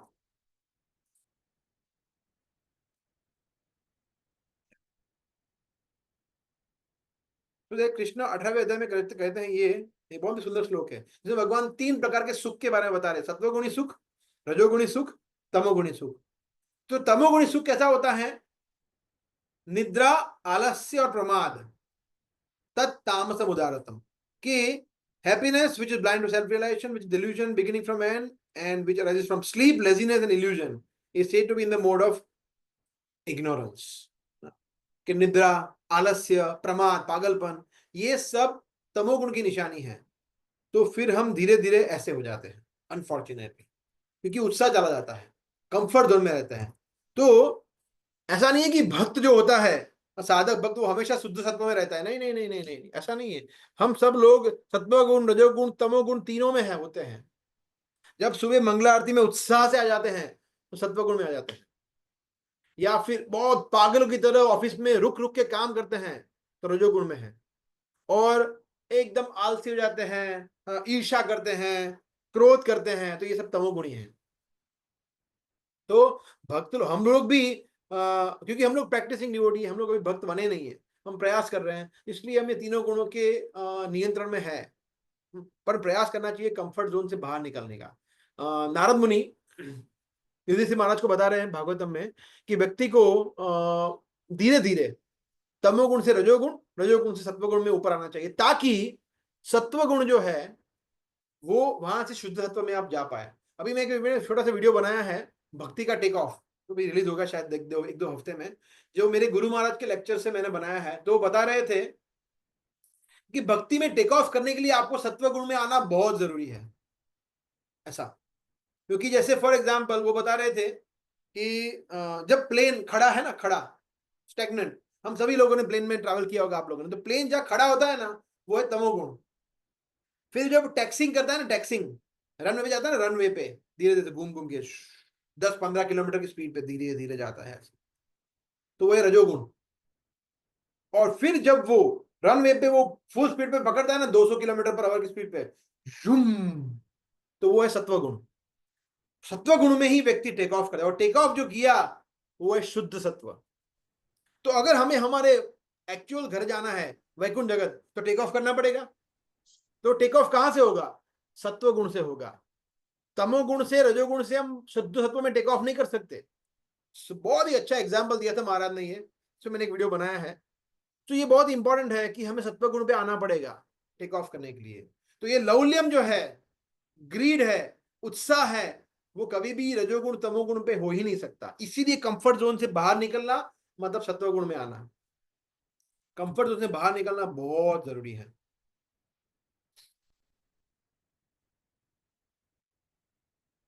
या सो जैसे एक और उदाहरण, मैं अभी लेक्चर सुन रहा था राधेश्याम प्रभु का, वो बता रहे थे, बहुत सुंदर उदाहरण दे रहे थे यशोदा माता का। यशोदा माता ने क्या उत्साह दिखाया भगवान को बांधने के लिए, सुबह से लेके दोपहर तक, मतलब बांधते ही रहे बांधते ही रहे। ऐसा नहीं है कि उन्होंने 15 मिनट 1 घंटा ट्राई किया, उन्होंने 8-10 घंटा भगवान को बांधने का ट्राई किया। आप सोचिए, दोपहर हो गई, बंध ही नहीं रहे भगवान, और पसीने पसीने हो रहे यहाँ पे, मोतियों के बूंद की तरह माता को पसीना हो रहा है यहाँ, और भगवान देख रहे हैं, हंस रहे हैं, और इतना इतना परिश्रम कर रहे हैं भगवान को बांधने के लिए, इतना प्रेम है, चिंता है भगवान की। एक्चुअली चिंता थी कि ये कृष्ण को बांधूंगी नहीं तो इधर उधर हो जाएगा, कुछ उधम मचाएगा और उसको कुछ लग जाएगा, उसको हानि पहुंचेगी, कोई असुर आ जाएंगे पकड़ेंगे, तो मैं इसको बांध देती हूँ और अपना कार्य फिर करती हूँ उसके बाद। तो ऐसे करते करते करते करते दोपहर हो गई, दिवाली के दिन। तो फिर हम दामोदर स्तोत्र में गाते हैं ना, यशोदा बियोलिख ला धवमानम परामृष्टम अत्यंत ततो धृत्य गोप्या। तो उन्होंने बहुत ही मेहनत से किया। जब भगवान ने इतना सिंसियरिटी देखा, इतना मेहनत देखा, इतना उत्साह देखा, इतना लौल्यम देखा कि बांधना है माता को मुझे, फिर भगवान ने कृपा किया, ठीक है ओके बांध दो। तो that is what it is. So it's very nice example Yashoda माता का। तो हमें उनकी तरह होना चाहिए, है ना। इंग्लिश में कहावत है, नो पेन नो गेन ना। तो अगर हम कंफर्ट जोन से बाहर नहीं निकलेंगे, कोई पेन नहीं होगा, तो गेन कैसे होगा? आपको लगता है कि आप ये कंबल में पड़े रहेंगे, बोला मुझे हर कृष्ण जादू करो कि ये कंबल के साथ साथ मैं सीधा मंदिर पहुंच जाऊं मंगला आरती में और एकदम दर्शन हो जाए आपके? ऐसा नहीं होने वाला। कंबल हटाना पड़ेगा सर्दियों में या गर्मियों में, एसी में से बाहर निकलना पड़ेगा, उठना पड़ेगा, ऐसी आंखें बड़ी बड़ी करनी पड़ेंगी, बहुत नींद आ रही है फिर भी नहीं, जागना है, हाँ शावर में जाके खड़े रह जाना है या व्हाटएवर, स्नान करना है और तिलक करके तुरंत भागना है। तो ये उत्साह चाहिए, या हरि नाम का जप करने में भी उत्साह चाहिए, या भागवतम को खोलने में भी उत्साह चाहिए। तो उत्साह कब आएगा? जब हम कंफर्ट जोन से बाहर निकलेंगे। कंफर्ट जोन क्या है? बोला कल तो देखो भागवतम पढ़ा था 1 घंटा, अभी चलेगा आज। जैसे मैं मेरा एग्जांपल लेता हूं, जैसे मैं मुझे बताया गया है कि मुझे एक्चुअली सूर्य नमस्कार करना पहले मैं करता था रेगुलरली, पर कुछ समय से मैं थोड़ा कंफर्ट जोन में चला गया हूँ। मैं 2-3 दिन करता हूँ, फिर 1 दिन नहीं करता हूँ। बोला ठीक है कल तो किया था ना, चलेगा आज। तो ये मैं ऑनेस्टली मैं ये नहीं कर पाता हूँ रोज, बट वो बहुत गलत है। सिमिलरली हर एक कार्य में, स्पेशली भक्ति के कार्य में, अगर हमारा उत्साह कम हो रहा है, वेरी डेंजरस, वेरी डेंजरस। तो वो कंफर्ट जोन में आने की वजह से हो रहा है। जैसे एक और स्टोरी है छोटी सी। एक बार एक क्या था, एक छोटा सा एलिफेंट था, है ना, मिनी एलिफेंट, बच्चा हाथी का। तो उसको उसके जो केयर टेकर था उसने बांध दिया एक बाम्बू से, स्ट्रॉन्ग बाम्बू से। बोला ये बहुत बेचारा अभी छोटा है, तो ये उसको, और उसको वहीं पे खाना लाके देता था वो, पर ये खा ले, बाहर मतलब घूमने मत जाना, गिर जाएगा, कोई ये होगा वगैरह वगैरह। तो ठीक है। फिर बड़ा हो गया वो कुछ महीनों के बाद, तो एक दूसरा हाथी आया और उसने बोला कि अरे अभी तो बंधा पड़ा है। हाँ, बोला क्या करूं, ये बंधा पड़ा हूं। बोला ये क्यों खा रहा है, इतने खाने से क्या होगा, भूख नहीं लगती? बोला हाँ भूख तो लगती है, मैं क्या करूं, जो मिलता है वही खाता हूं। बोला क्यों, ये जंगल में इतना सारा खाना है, हम खा के आते हैं, चलो। बोला नहीं नहीं नहीं, मैं बंधा पड़ा हूं। देखो उसको बोलते कंफर्ट जोन। उसको पता नहीं कि अब वो ग्रोन अप हो गया है, अब वो बड़ा हो गया है, एक ऐसा करेगा तो बाम्बू के पूरा घर उखाड़ देगा, वो स्ट्रांग हो गया है, मगर वो कंफर्ट जोन में। बोला नहीं नहीं, मैं तो बंधा पड़ा हूँ, बाम्बू से बंधा हूं, कैसे उखाड़ू? बोला प्रयास कर, ऐसे बाम्बू के पूरा सब कुछ निकल जाएगा, मगर वो कंफर्ट जोन है। अगर वो कंफर्ट से बाहर निकलेगा तभी तो वो जाएगा, कुछ खा पाएगा अच्छा। उसी तरह से हमें कंफर्ट जोन से बाहर निकलना है। हम सभी लोग ग्रोन अप है। ऐसा नहीं है कि हम लोग भक्ति में अभी 1-2 दिन हुए हैं, कितने महीनों से, सालों से भक्ति के प्रोसेस को हम जान चुके हैं, कितनी बार सुन चुके हैं। इतनी बार सुनने के बाद भी अगर हम कंफर्ट जोन में चले जाते हैं, then it is a difficult situation। इसलिए, और बेस्ट एग्जाम्पल है, बेस्ट मोटिवेशन अगर आपको चाहिए, हम सबको चाहिए, तो प्रभुपाद। प्रभुपाद के जीवन से हम समझते हैं कि कंफर्ट जोन से बाहर निकलना किसको कहते हैं। मतलब प्रभुपाद ने अपने जीवन में कभी भी कंफर्ट जोन को एक्सेप्ट नहीं किया, है ना।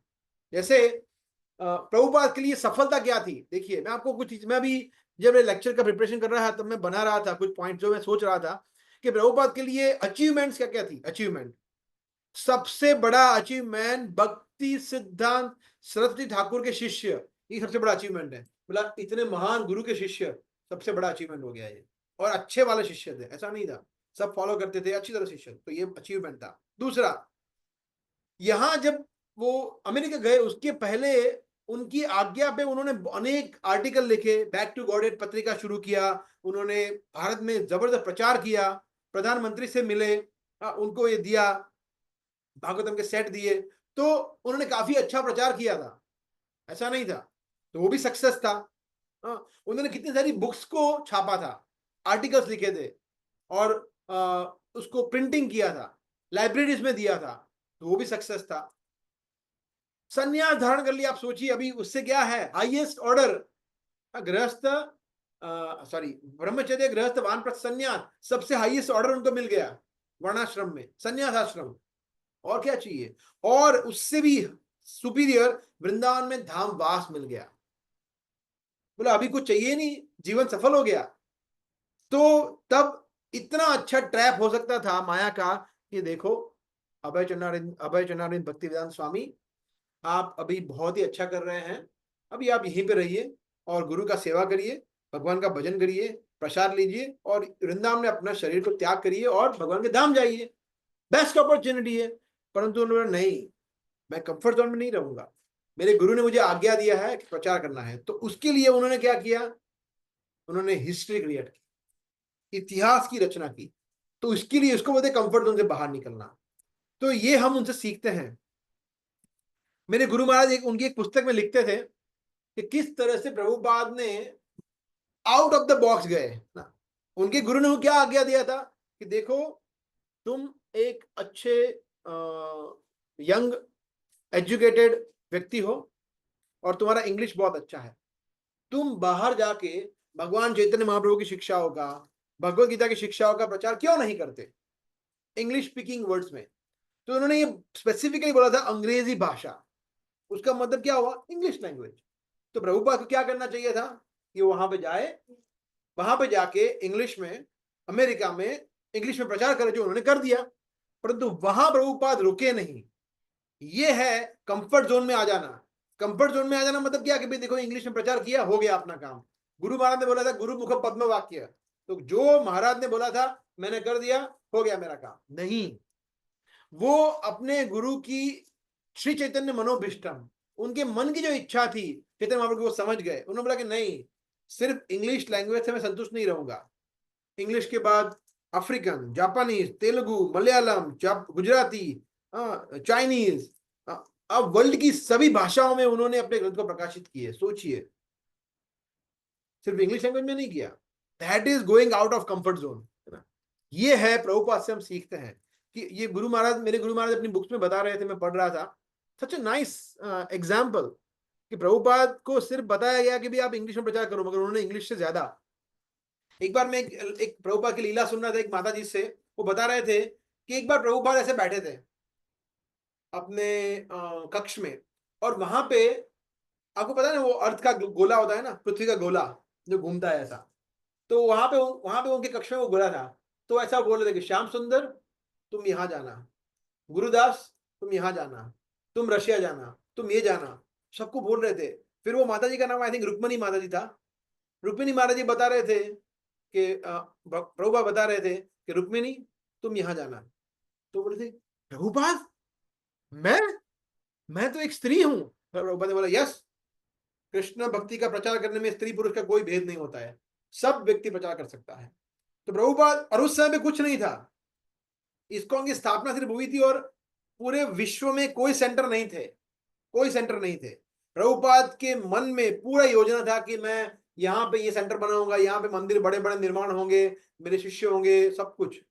और वो एक्चुअली मैनिफेस्ट हुआ, बिकॉज वो कंफर्ट जोन में नहीं रहे। वो चाहते थे कि अगर वो चाहते तो वहां पे अमेरिका में जो उनके एकदम क्या बोल सकते हैं कि पक्के वाले शिष्य थे, जो उनके निष्ठावान शिष्य थे, उनको अपने पास रखते कि आप लोग यहाँ पे रहो, मेरा ध्यान रखो, मेरी हेल्थ का मुझे असिस्ट करो, मुझे यहाँ, और मैं यहाँ पे करूंगा। उन्होंने बोला नहीं, आप लोग जाओ। तो उन्होंने 3 कपल को भेजा यूके, जो सबसे बेस्ट डिवोटीज थे, उनको वहां भेजा। ब्रह्मानंद प्रभु को उन्होंने कहीं और भेजा। सबसे उनके जो एकदम दिग्गज क्वालिटी के डिसाइपल्स थे, सबको भेज दिया, बोले आप लोग जाओ प्रचार करो। अपने लिए कुछ नहीं रखा। That is going out of comfort zone. क्यों? प्रचार करने के लिए। उन्होंने यंग, कितने यंग डिसाइपल्स को, 25-25 साल के डिसाइपल्स को सन्यास दीक्षा दिया। सोचिए 25 साल में, अभी शायद सागर प्रभु आप 25 साल के होंगे, सोचिए आप क्या में डंडा हो, सन्यास कैसा लगे, है ना। 25 साल के में सन्यास दिया। और ऐसे कई सारे सन्यासी भक्त फिर पूरे विश्व में जाके प्रचार किया, क्योंकि उनको पता था कि मेरे पास ज्यादा समय नहीं है, तो मैं वेट नहीं कर सकता 40-50 साल के बाद उनको सन्यास दूं। बोला नहीं, I need travelling preaching Monks, कि मुझे सन्यासी भक्त चाहिए जो पूरे विश्व में जाके प्रचार करे। इसलिए उन्होंने ये सन्यास जल्दी देना शुरू किया। तो इसको कहते हैं कंफर्ट जोन से बाहर निकलना। तो प्रभुपाद ने जो किया है हमारे संस्था में, वो एक बेंचमार्क बना दिया है हमारे लिए। इसको कहते हैं कंफर्ट जोन से बाहर निकलना और कृष्ण भक्ति में और ग्रीडी होना। प्रभुपाद हमेशा ग्रीडी रहे, और करने के लिए, और करने के लिए, और करने के लिए। जुहू टेम्पल का आप देखिए, या ईस्ट ऑफ कैलाश टेम्पल देखिए, या फिर अहमदाबाद का स्ट्रगल देखिए, कठवाड़ा लैंड का, बहुत सारे प्रभुपाद, उनके शिष्य सभी। सो प्रभुपाद ने यही नहीं, जीबीसी बनाया। हाँ, एक और पॉइंट, प्रभुपाद को पता था कि मैं चला जाऊंगा, हो सकता है कि मेरे जाने के बाद जो गौड़ीय मठ में हो रहा है अभी, भक्ति सिद्धांत सरस्वती महाराज के जाने के बाद जो पूरा अस्त व्यस्त हो गया था, वो इस्कॉन में भी हो सकता है। बोला नहीं, अभी से उन्होंने 12 लोगों को अपॉइंट कर दिया, जीबीसी, गवर्निंग बॉडी कमीशन। और उसकी वजह से कितने साल हो गए प्रभुपाद को जाने के बाद? ऑलमोस्ट 50 साल, 27 में 50 साल होंगे, 48 ईयर्स हो गए अब तक। 48 ईयर्स में अभी भी ऑफ कोर्स छोटे मोटे प्रॉब्लम हुए, मगर अभी भी ISKCON is standing so strong. क्यों? क्योंकि प्रभुपाद ने रचना ही ऐसी बनाई है, जीबीसी इतना स्ट्रांग बनाया है और एक्सपांड हो रहा है। प्रभुपाद के समय में जो इस्कॉन था, और अभी हजारों मंदिर बन गए, 10 टाइम्स मोर मंदिर बन गए। पहले 108 मंदिर थे, अभी 1000 मंदिर हो गए। तो कितना एक्सपांशन हो रहा है। क्यों? क्योंकि प्रभुपाद ने पूरा सिस्टम बना के गए हैं, योजना बना के गए हैं। उन्होंने इतने उत्साह से, इतने पक्की योजना बनाई है, that is going out of comfort zone. So Prabhupada एक बार उनके एक शिष्य उनको ये प्रार्थना कर रहे थे कि प्रभुपाद मुझे कृपा दीजिए, please give me your mercy. तो प्रभुपाद गंभीर हो गए और उनको प्रभुपाद ने बोला कि मर्सी इज ऑलवेज देयर, मेरी कृपा हमेशा है, मगर क्या आप लेने के लिए तैयार हो? Are you able to take it? मेरी कृपा तो है, मगर आप क्या लोगे?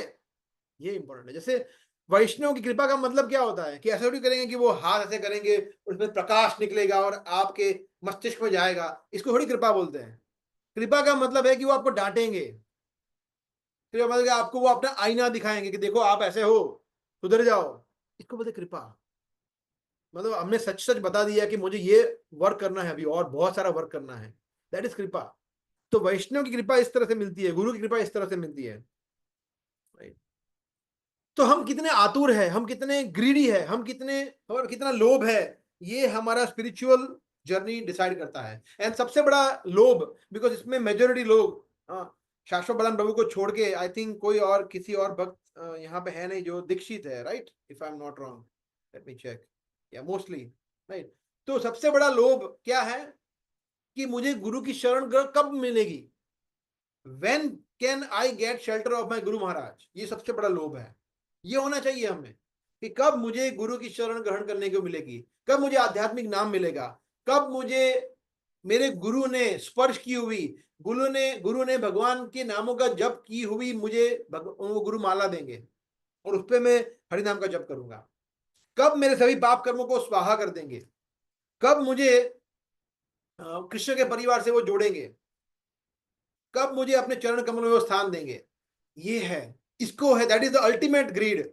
ये ग्रीड होना बहुत जरूरी है अभी हमारे लिए कि हमें गुरु की शेल्टर मिले, ये बहुत इंपॉर्टेंट है। तो उसके अगर वो हमारा एक गोल होगा, है ना, जैसे ये कहते हैं ना स्मार्ट गोल्स, है ना, मेजरेबल, और उसको ब्रेक करना होता है, राइट?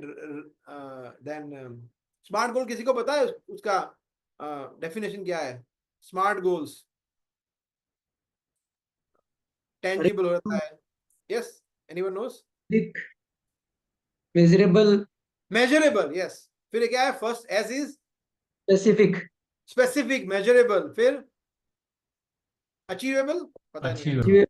Yes, relevant, Achievable. फिर realistic, accountable accountable, yes, realistic, या ऐसे कुछ है. एंड देन सो हमारा एक गोल ये होना चाहिए जो मेजरेबल है, हाँ, जो हाँ, रेलेवेंट और रियलिस्टिक एंड बाउंड. रियलिस्टिक है, अकाउंटेबल है. वो होता है कि गुरु की शरण ग्रहण करना. That should be our primary goal, कि कब मुझे गुरु की शरण ग्रहण करने को मिलेगी, कब मेरी दीक्षा होगी. हाँ. तो ये लौल्यम होना चाहिए हमें. तो ये सभी प्रकार के लोभ हमें भक्ति में आगे ले जाते हैं. तो इसीलिए लोभ ऐसे बुरी चीज है, परंतु अगर उसको हम स्पिरिचुअलाइज करें then it is the most favourable, सबसे ज्यादा अनुकूल है हमारी भक्ति के लिए, अगर हम उसको स्पिरिचुअलाइज करें तो. ठीक है, तो we can stop. It's 9:30 already. कोई कमेंट, कोई प्रश्न किसी को पूछना हो तो we can take some. Yes माता जी.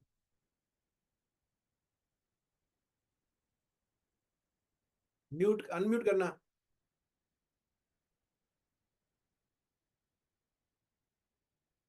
आपका अनम्यूट नहीं हो रहा है, आपने बताया था. तो you can right the questions, और किसी और को प्रश्न कोई पूछ सकते हैं तब तक.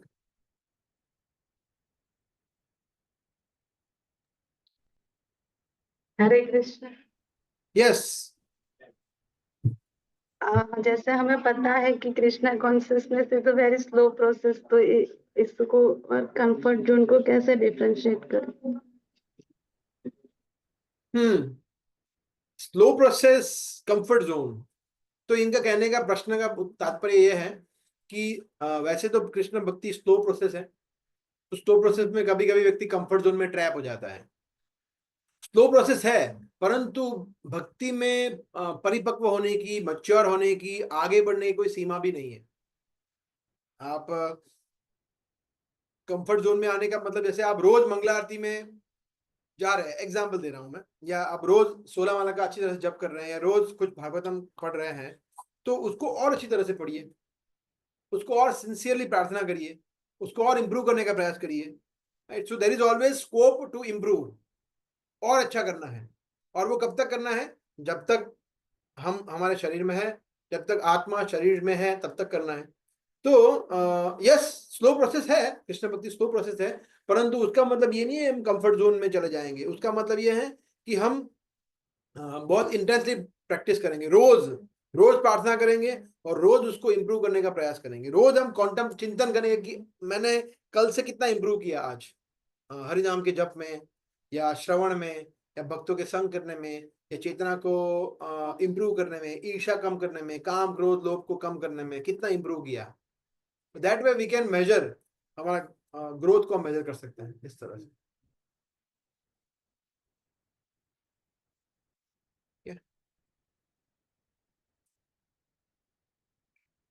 Any more questions? Yes.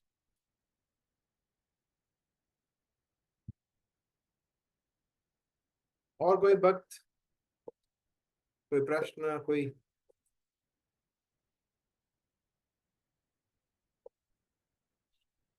Yeah, Kinjar Mataji, you can ask. You can unmute. You have to unmute.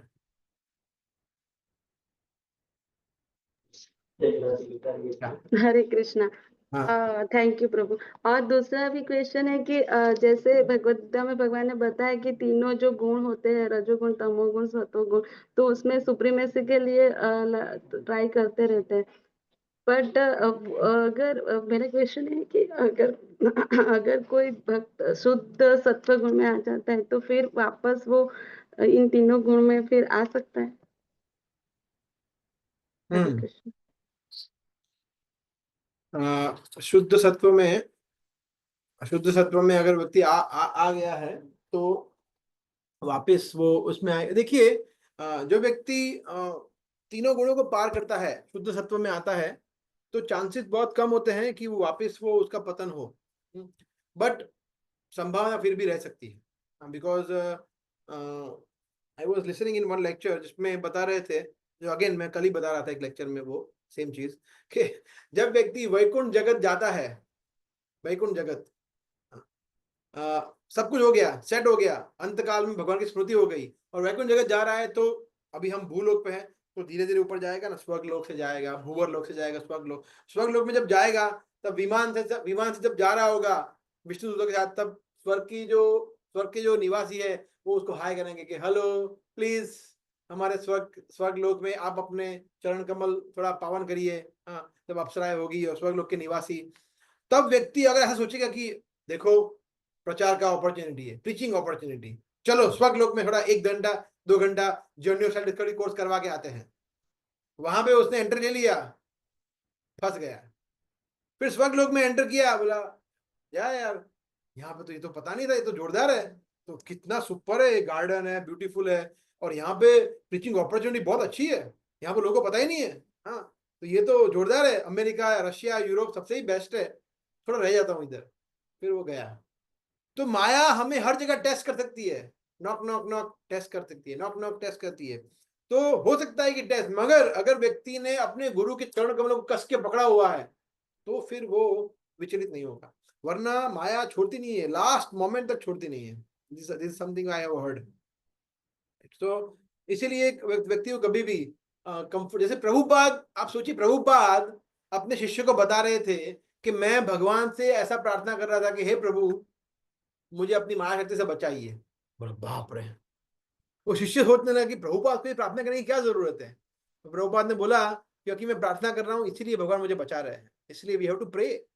सो एक शुद्ध भक्त भी ये ध्यान तो रखता है, हालांकि चांसेस बहुत कम है उसके पतन के, मगर वो ध्यान तो रखता है कि ऐसा नहीं है, वो इसीलिए वो 16 माला का जप करता है, नियमों का पालन कर, सब कुछ करता है, वरना तो वो सबसे ऊपर है। परंतु वो हमें सिखाने के लिए भी करते हैं, और वो भगवान के प्रति ये कृतज्ञता, गुरु के आगे का पालन करने के लिए भी वो सब कुछ फॉलो करते हैं, ताकि वो वापस जहां पे है वहां से नीचे ना आए। ठीक है, ओके।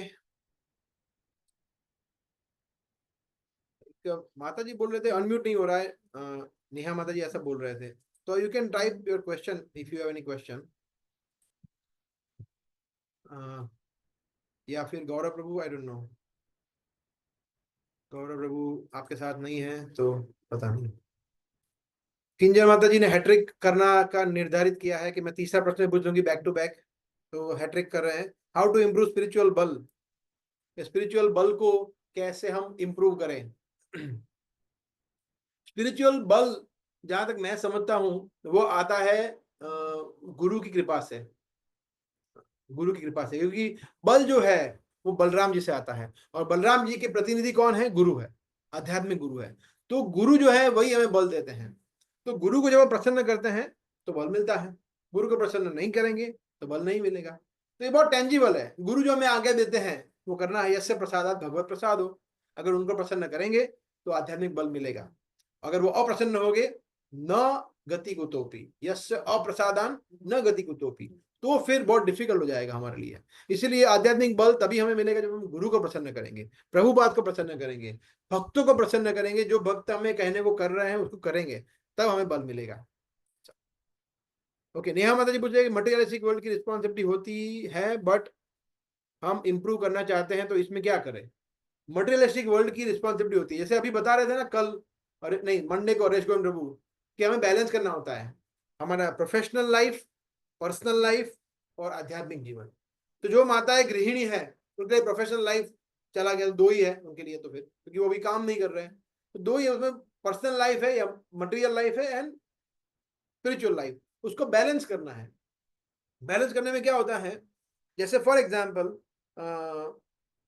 दोनों एक्सट्रीम नहीं चलेगा कि मैं पूरा दिन मटेरियल लाइफ के बारे में सोचूंगी या सोचूंगा मैं अपने फैमिली के बारे में, अपने पड़ोसियों के बारे में, अपने एक्सटेंडेड फैमिली के बारे में, हम लोग फैमिली फंक्शन में जाएंगे, देखो इनका निधन हो गया है, इनके बैठने में जाना पड़ेगा, इनकी बर्थडे है, इनकी शादी है, यहाँ जाना पड़ेगा, ऐसे करते करते हर फ्राइडे हम लोग छुट्टी ले रहे हैं, तो ये नहीं चलेगा। तो ये एक तरीका है एक्सट्रीम। दूसरा या फिर आज थोड़ा हेल्थ ठीक नहीं है, या बच्चों को स्कूल छोड़ने जाना है, आज माला का जप नहीं करोगे तो चल जाएगा, या आज मुझे बहुत ज्यादा खाना पकाना है, तो आज मैं नहीं सुनूंगी नहीं पढ़ूंगी तो चलेगा। तो ये एक्सट्रीम हो गया कि हम आध्यात्मिक लाइफ को कॉम्प्रोमाइज कर रहे हैं। दूसरा है एक्सट्रीम भक्ति में लग जाते हैं और भौतिक जीवन को निग्लेक्ट करते हैं। जैसे फॉर एग्जांपल बोला ठीक है मेरा अभी माला जप करना बाकी है तो मैं खाना नहीं पकाऊंगी, आप वहां पे गौरव प्रभु आप ऑफिस में खा लेना, बच्चे आप स्कूल में खा लेना, मैं माला करूंगी 9 से 11।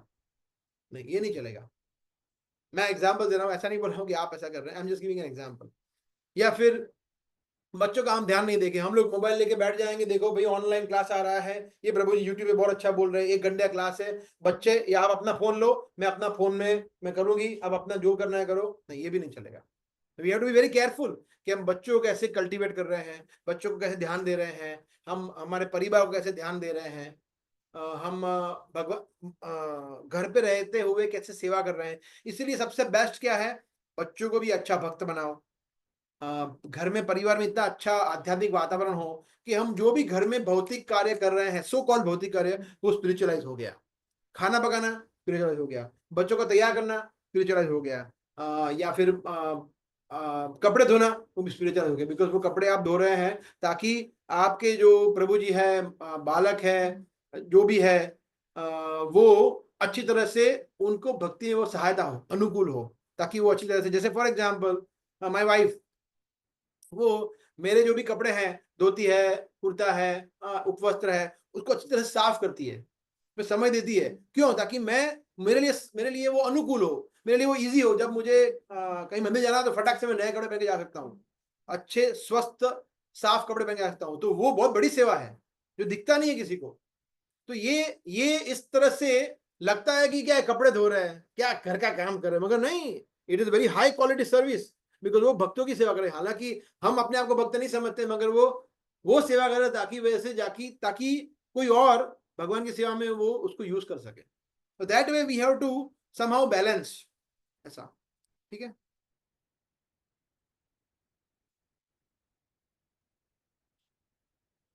शुभम प्रजापति प्रभु पूछ रहे हैं, सात्विक भोजन हमारे भक्ति में किस तरह से प्रभावित करते हैं, स्पेशली कैसे किसी को कन्विंस कर सकते हैं कि सात्विक भोजन ही उत्तम है।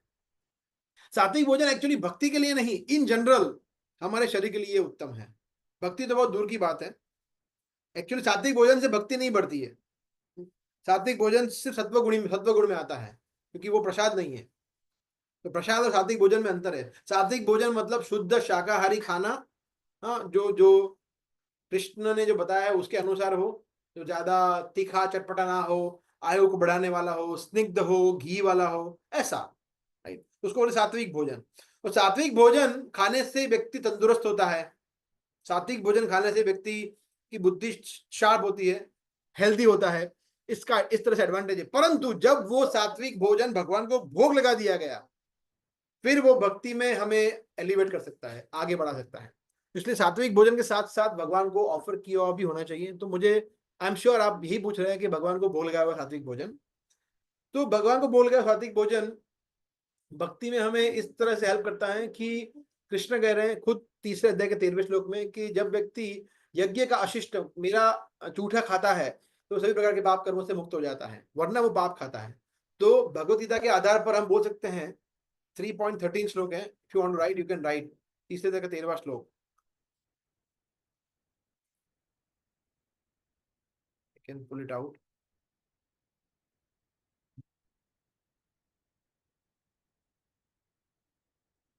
कृष्ण कहते हैं कि जो भगवान के भक्त होते हैं वो सभी प्रकार के पाप कर्मों से मुक्त हो जाते हैं, क्योंकि वो भगवान को ऑफर किया हुआ प्रसाद खाते हैं। और जो लोग बाकी का खाना खाते, चाहे वो सत्वगुणी हो, रजोगुणी हो या तमोगुणी हो, कोई भी हो, जो ऑफर नहीं हुआ है वो खाते हैं, तो वो पाप खाते हैं। पचन अघम पापा, कृष्ण कहते हैं अघम पाप, घोर पाप खाते हैं, ऐसा। तो अगर किसी को आपको कन्विंस करना है तो आप उसको ऐसा बता सकते हैं कि देखो ये हम पाप खा रहे हैं, कृष्ण के अनुसार, भगवत गीता के अनुसार ये नहीं करना चाहिए, राइट। भगवान ने ही हम सबको दिया है, तो भगवान को ऑफर किए बगैर हम खाते तो हम चोरी कर रहे हैं, तो we should not do that. तो इस तरह से हम किसी को समझा सकते हैं।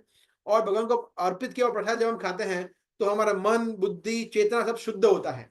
धीरे धीरे धीरे हम प्रकृति के 3 गुणों से ऊपर उठ सकते हैं अगर हम रेगुलरली सिर्फ प्रसाद खा रहे हैं। प्रसाद भी खा रहे हैं, उसके साथ साथ हम वड़ा पाव भी खा रहे हैं बाहर जाके, तो नहीं चलेगा, तो फिर गड़बड़ है। तो फिर वो खीर वाला हो गया, अगेन एग्जाम्पल, खीर भी खा रहे हैं और उसमें मिट्टी डाली हुई है, तो वो उसमें टेस्ट नहीं आएगा। तो प्रसाद मतलब सिर्फ प्रसाद। फिर हमें धीरे धीरे, अगर किसी को बहुत बाहर खाने की वृत्ति है तो वो थोड़ा छोड़ना थोड़ा डिफिकल्ट होगा, मगर वो धीरे धीरे हमें समाप्त करना पड़ेगा। इसीलिए देखिए हमने अभी वो हमें फ्राइडे प्रोग्राम में हमने एक नियम बनाया है ना कि बाहर का कोई भी खाना आएगा नहीं, चाहे वो स्वीट हो, फरसान हो, कुछ भी हो, है ना। तो सब कुछ भक्ति बनाएंगे। अगर भक्त नहीं बना पाएंगे तो मंदिर से बन जाएगा, क्योंकि मंदिर में भक्त लोग ही बनाते हैं। मगर हम, क्योंकि वो चेतना है, हम जैसा खाएंगे वैसे ही हमारी चेतना होगी। इसलिए प्रयास करना चाहिए कि हमें भगवान को ऑफर किया जो नहीं है वो कभी नहीं खाना चाहिए। तो ये कन्विक्शन थोड़ा डिफिकल्ट है, बट ये करना पड़ेगा। हमें पता कैसे चलेगा कि हमारी भक्ति कैसी है? ओके, तो ये बहुत सिंपल है। अमेजोन पे एक प्रोडक्ट मिलती है, एक मशीन मिलता है, तो मशीन को खरीदना होता है और यहाँ लगाना होता है, और ये लगाएंगे तो बोलेगा आपका स्कोर भक्ति में से 10/9, 10/10, 8। नहीं, ऐसा कुछ नहीं है, राइट। सो ऐसा कुछ अवेलेबल नहीं है। सो कैसे पता चलेगा उत्साह बढ़ रहा है या कम हो रहा है? और दो यूनिट है, दो पैरामीटर है। पहले की अभी जो हमने बताया ना, जैसे हरि नाम के जप के बारे में उत्साह, भक्तों प्रोसेस में उत्साह बढ़ रहा है नहीं बढ़ रहा है, भक्तों के संग में, वो दूसरा भक्तों के, दूसरा उसके साथ साथ हमारी भौतिक आसक्ति कम हो रही है नहीं, वो दूसरा। और उसके साथ साथ एक और भी कि क्या हमारे अंदर वैष्णव गुण डेवलप हो रहे हैं नहीं, क्या हमें प्रजल करना अच्छा लगता है, क्या हमें भक्तों की चुगली करना अच्छा लगता है, क्या हम ईर्ष्या करते हैं भक्तों के, दूसरे का प्रोग्रेस देख के हमें जलन होती है। अगर ये सब हो रहा है मतलब बिल्कुल प्रोग्रेस नहीं हो रहा है, एक्चुअली हम नीचे जा रहे हैं। प्रोग्रेस नहीं हो रहा है, वहां पे भी नहीं रह रहे, हम नीचे जा रहे हैं। तो मेजोरिटी भक्त, जो लोग ये कैटेगरी में आते हैं, जो लोग ये सब अपराध करते हैं, आसक्ति कम नहीं हो रही है, वो लोग एक्चुअली, क्योंकि कृष्ण भक्ति जो है ना, मैं एक लेक्चर में सुन रहा था, वो ऐसी अपहिल प्रोसेस है, वो सीधा रास्ता नहीं है, ढलाव वाला रैंप है, उसमें ऊपर जाना है। तो जैसे हम गाड़ी लेके जाते हैं ना, जैसे आप सभी लोग गाड़ी चलाते हैं, हाँ, तो गाड़ी चलाते हैं, जब जब ब्रिज पे ऊपर गाड़ी चलता है, फ्लाईओवर पे, तो हमें एक्सीलरेटर बढ़ाना पड़ता है। सेम स्पीड रखेंगे तो क्या होगा, गाड़ी नीचे जाएगी, राइट। तो इसलिए एक्सीलरेटर पे पांव रखना पड़ेगा। एक्सीलरेटर पांव नहीं रखेंगे और ले लेंगे तो गाड़ी नीचे जाएगी। इसीलिए एक्सीलरेटर, तो भक्ति में एक्सीलरेटर दबाना पड़ता है, तभी भक्ति में हम ऊपर जाएंगे, नहीं तो हम सेम जगह पे नहीं रहेंगे। या तो हम ऊपर जाएंगे या नीचे जाएंगे, सेम जगह पे नहीं रहेंगे। इसलिए अगर हम मेहनत नहीं कर रहे हैं, अगर हम प्रयास नहीं कर रहे हैं, तो हम नीचे जा रहे हैं। तो कैसे पता चलेगा? इस तरह पता चलेगा। और भक्तों के साथ हमें हमारा हृदय खोलना पड़ेगा। हमें सब कुछ मन मुटाव या रिजर्वेशन, उसको बोलते हैं रिजर्वेशन, के कैसे बोलूं, शर्म आती है, या कैसे बोलूं, कौन से मुंह से बोलूं कि मैं ये ठीक से नहीं कर पा रही हूं या कर पा रहा हूं, वो सब कुछ छोड़ के पूरे कॉन्फिडेंस के साथ, कन्विक्शन, क्योंकि भक्त लोग होते हैं ना, वो बहुत ही समझदार होते हैं। अगर हम उनको कुछ बता देते, वो कभी किसी के साथ शेयर नहीं करेंगे, वो ढिंडोरा नहीं पिटेंगे, देखो देखो ये माता जी ने, ये प्रभु जी ने मेरे साथ ये शेयर किया है, सब लोग सुन लो, ये अभी भी ऐसा कर रहे हैं, नहीं अभी भी ये मूवी देखने जा रहे हैं, ओहो हो थू थू थू, ऐसा कोई नहीं बोलेगा। वो आपको बहुत ही पॉजिटिवली गाइड करेंगे कि नहीं देखो, इसमें इस तरह से कर सकते हैं, हमारे साथ भी ऐसा हो रहा था, मगर धीरे धीरे हम ऐसा किया। तो भक्तों के गाइडेंस में हम धीरे धीरे ऊपर आएंगे। अगर हम गाइडेंस लेना बंद कर देंगे, हाँ, तो फिर, है ना, खुद ही पूछेंगे हम क्या हम ठीक कर रहे हैं, खुद ही जवाब देंगे हाँ मुझे लग रहा है ठीक ही कर रहे होंगे, और फिर ठीक है, तो खुद ही क्वेश्चन पूछेंगे, खुद ही आंसर देंगे, खुद ही कन्विंस हो जाएंगे, तो फिर बढ़िया हो गया ना। ऐसा नहीं होता, इसलिए भक्तों का गाइडेंस बहुत जरूरी है। तो ये वो मीटर जो है भक्त है, वो बताएंगे आपको, उनके पास पैरामीटर है, वो पैरामीटर में टिक टिक टिक टिक होगा तो पता चलेगा कि भक्ति में हम आगे बढ़ रहे हैं या कम जा रहे हैं। तो ये अच्छा प्रश्न है एक्चुअली, ये सभी हम सभी को ये चेक करना चाहिए बार बार कि हम भक्ति में आगे जा रहे हैं या नीचे जा रहे हैं। ठीक है माता जी, ओके, सो इट्स ऑलमोस्ट 10। और किसी को प्रश्न नहीं है तो we can end. Thank you very much, आप सभी लोग इतनी अच्छी तरह से सुने, and you ask nice questions.